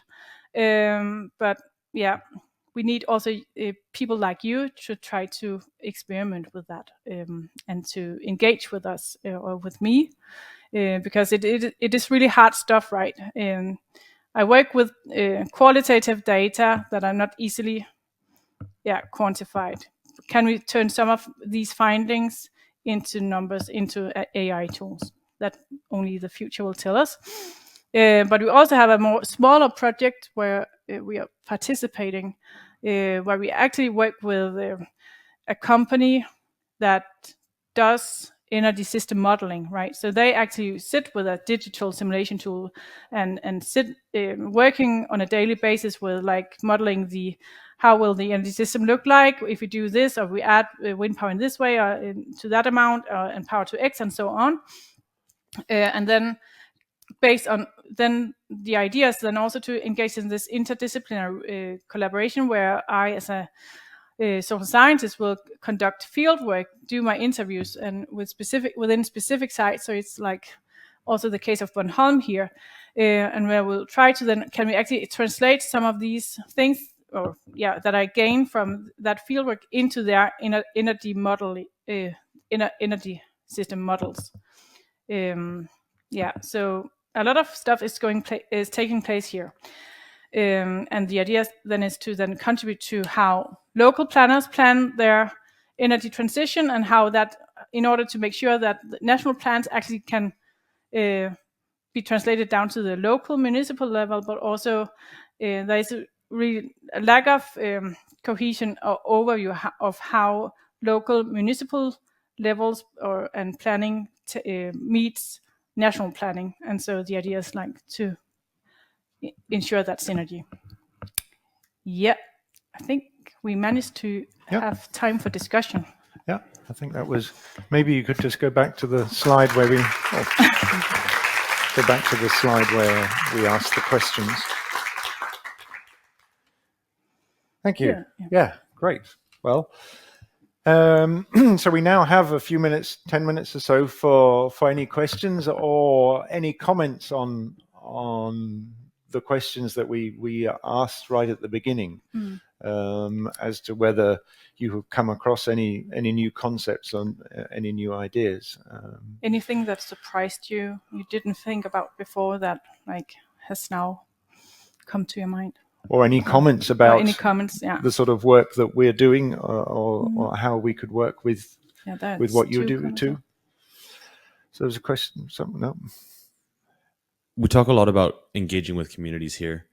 When we look back at the picture of the community that was actually engaged, it didn't look like a very diverse crowd as to who were engaging. So what do we do if the community doesn't engage, or we don't get all sectors of the community to engage? How are we supposed to ensure that we can actually gain social acceptance from everyone if only a small section of a population actually cares about what we're doing? And how do we know that it's people that maybe it's only the naysayers that come and talk to us, right? So if we have 20% of the population come and all of them say no, yeah, we still have 80% social acceptance. How do we gauge that if we don't actually get that feedback?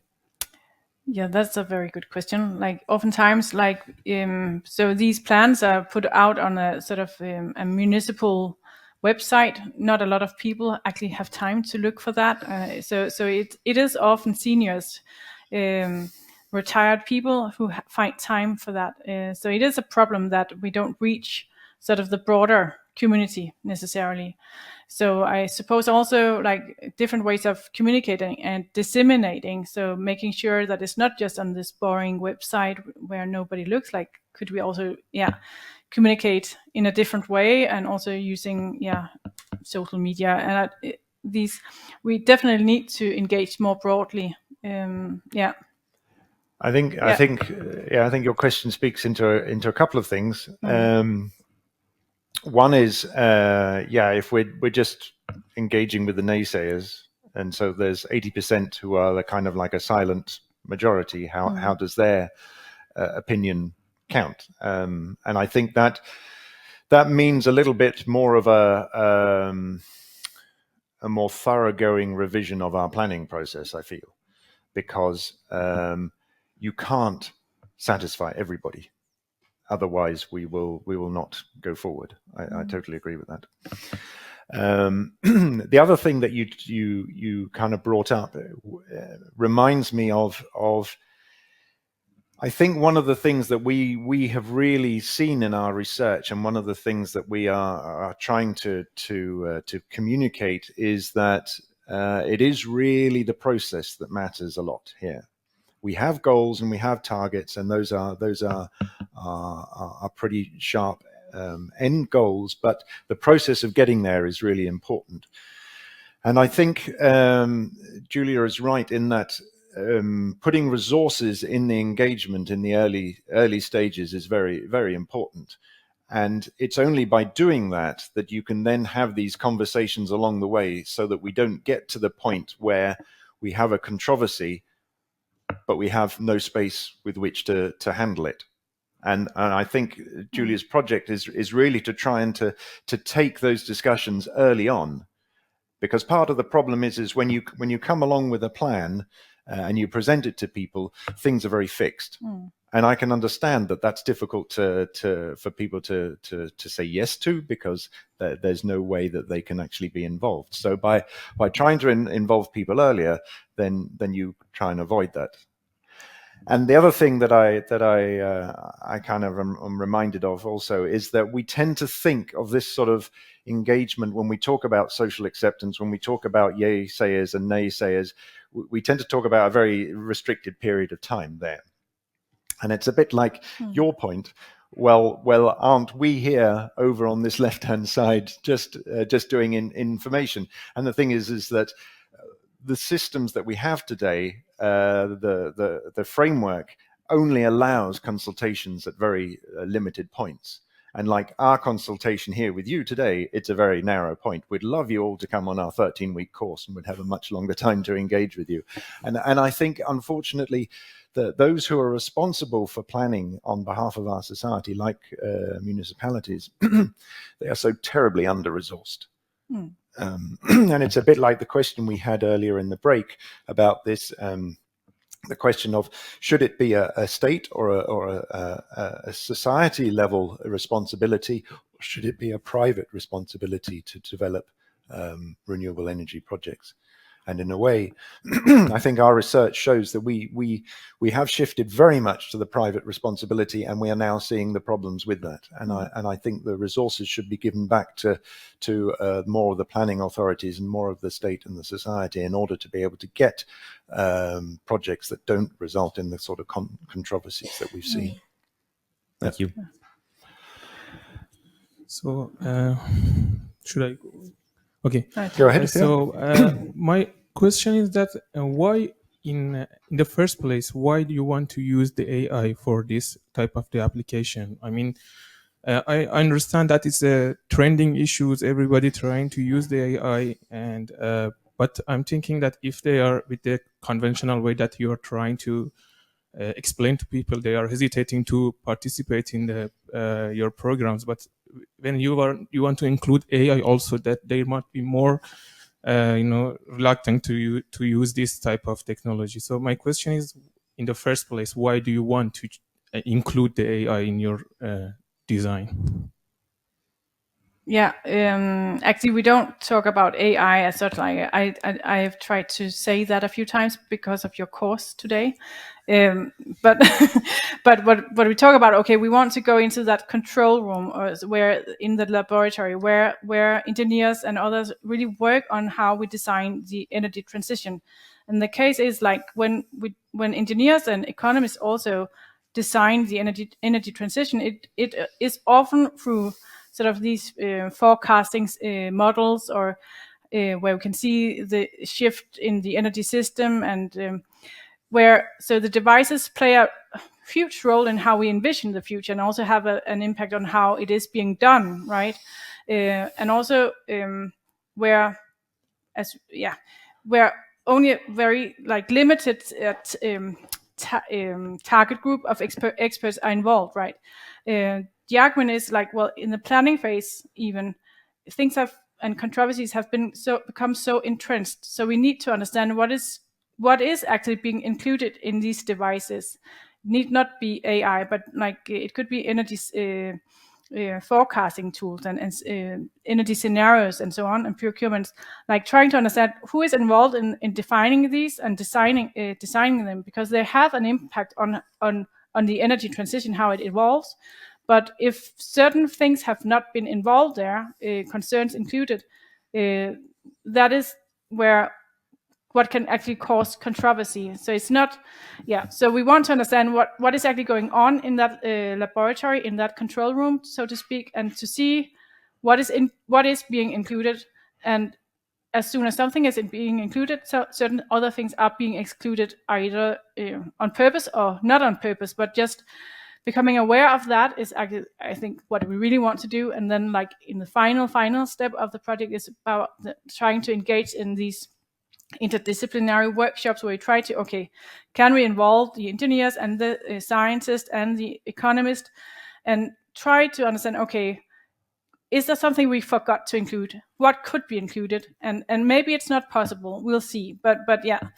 So I don't think we have an idea that we'll fix it all, and we just need to develop an AI tool and it's all. No, it's just trying to understand, because it's an important part of the energy transition, and these exclusions are often not visible. And so at least we could become more aware of what is being marginalized, so we can better understand what needs to be included. Maybe they cannot be included in the AI or the different tools and devices, but then what do we do about them? At least we are becoming more aware, reflexive of what we're doing. Thanks.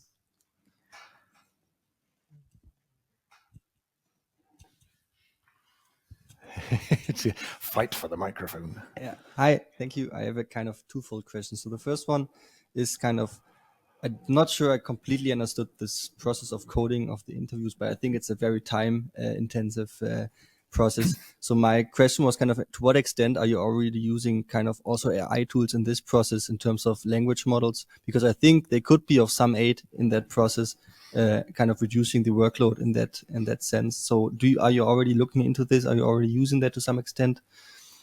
I'm not using it so far, but even some of our students have tried to engage with that. So I think that is definitely also up and coming, trying to see how can we actually use AI and to make it easier, because it is a huge. It is very time consuming. consuming. Yeah. Good point. So it's a good point, because we can also learn from AI, right? So it's not. And then kind of also following up on this question, also on your point, when you want to kind of develop an AI tool later on, whether you do it or not, I think also a big problem you might encounter there is that it's always a number game. You need a lot of data oftentimes. So once maybe also using an AI tool in like at the interview format to speed up the process would be help there. But then also you can obviously, when you talk about interviews, there's only a certain extent or a certain number of interviews you can do. And with AI, you mostly need a lot of data. I think the only possible way to kind of do that is probably through questionnaires, which then again probably become very leading with questions again. So that's a big problem, I think. And also we talked about it earlier, the engagement in these formats, like how do you get the engagement for that? So did you think about it? How do you actually intend to kind of increase the amount of data you have to actually be able to kind of engage with AI tools in the first place? Because I think that's a big point as well. Yeah, it's a very good point. So it's only in the final work package that we'll try to engage with, like trying to see what is going into the tools and how could it be possible to include other types of values and concerns. So actually, I don't envision that I will end up with a new tool. I think that is like far down the line and not really my expertise.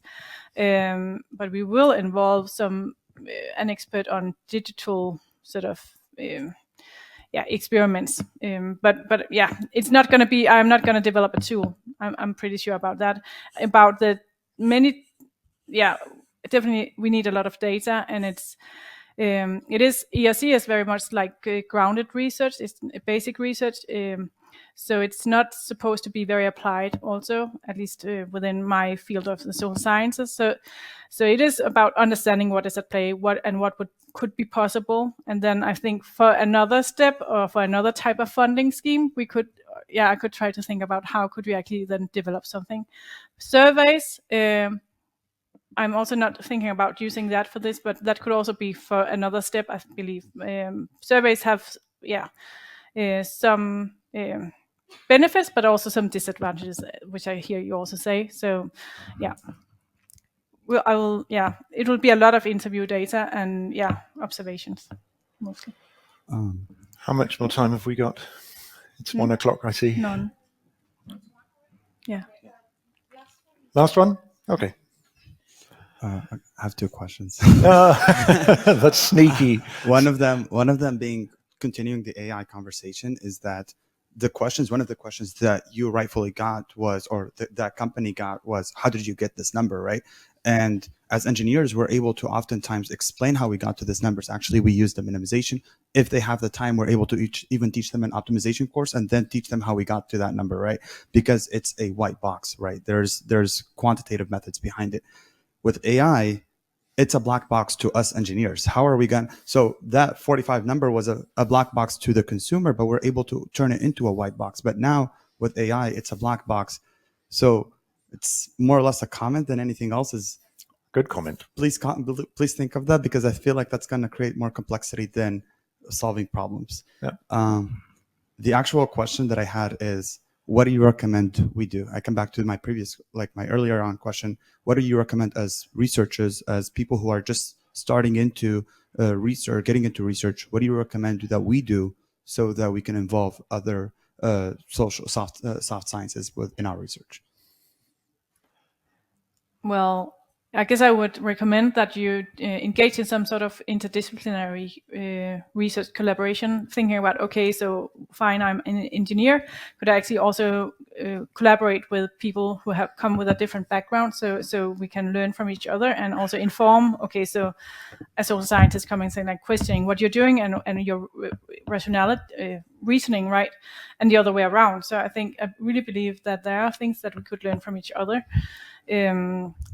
That being said, I think like you doing a PhD, it's a full-time commitment and it's a lot of work, and you'll need to also really build your own expertise. So I don't think you should become social scientists, but at least maybe a reflection section in your PhD. Yeah, but I think also do reach out to a social scientist and engage. And there are, of course, the social science literature is huge. So a really useless answer would be do some reading. But I think it's much more effective to engage with the social scientists and then have some recommended type of readings. Yeah. I think, and in that way, do it like that. Engage. So. Yeah. Thank you. Thank you very much, everybody. It's a pleasure. Thank you. Thanks a lot. Yeah, sorry we had to stop the discussion. Thanks a lot, Julia. And also what you said, reach out to social scientists. I think it's a very good point, and I think it's also why we're maybe very lucky at DTU Wind to have engineers and also social scientists working in the same department. So it's making it easier to have some collaborations. Yeah. Yeah, and we were part of building it, actually. When I arrived at Risø back in 2015, there were no social scientists. So it's been sort of, some work to actually build up that capacity and also becoming a section. But it's, been challenging, but also really inspiring. Thanks a lot.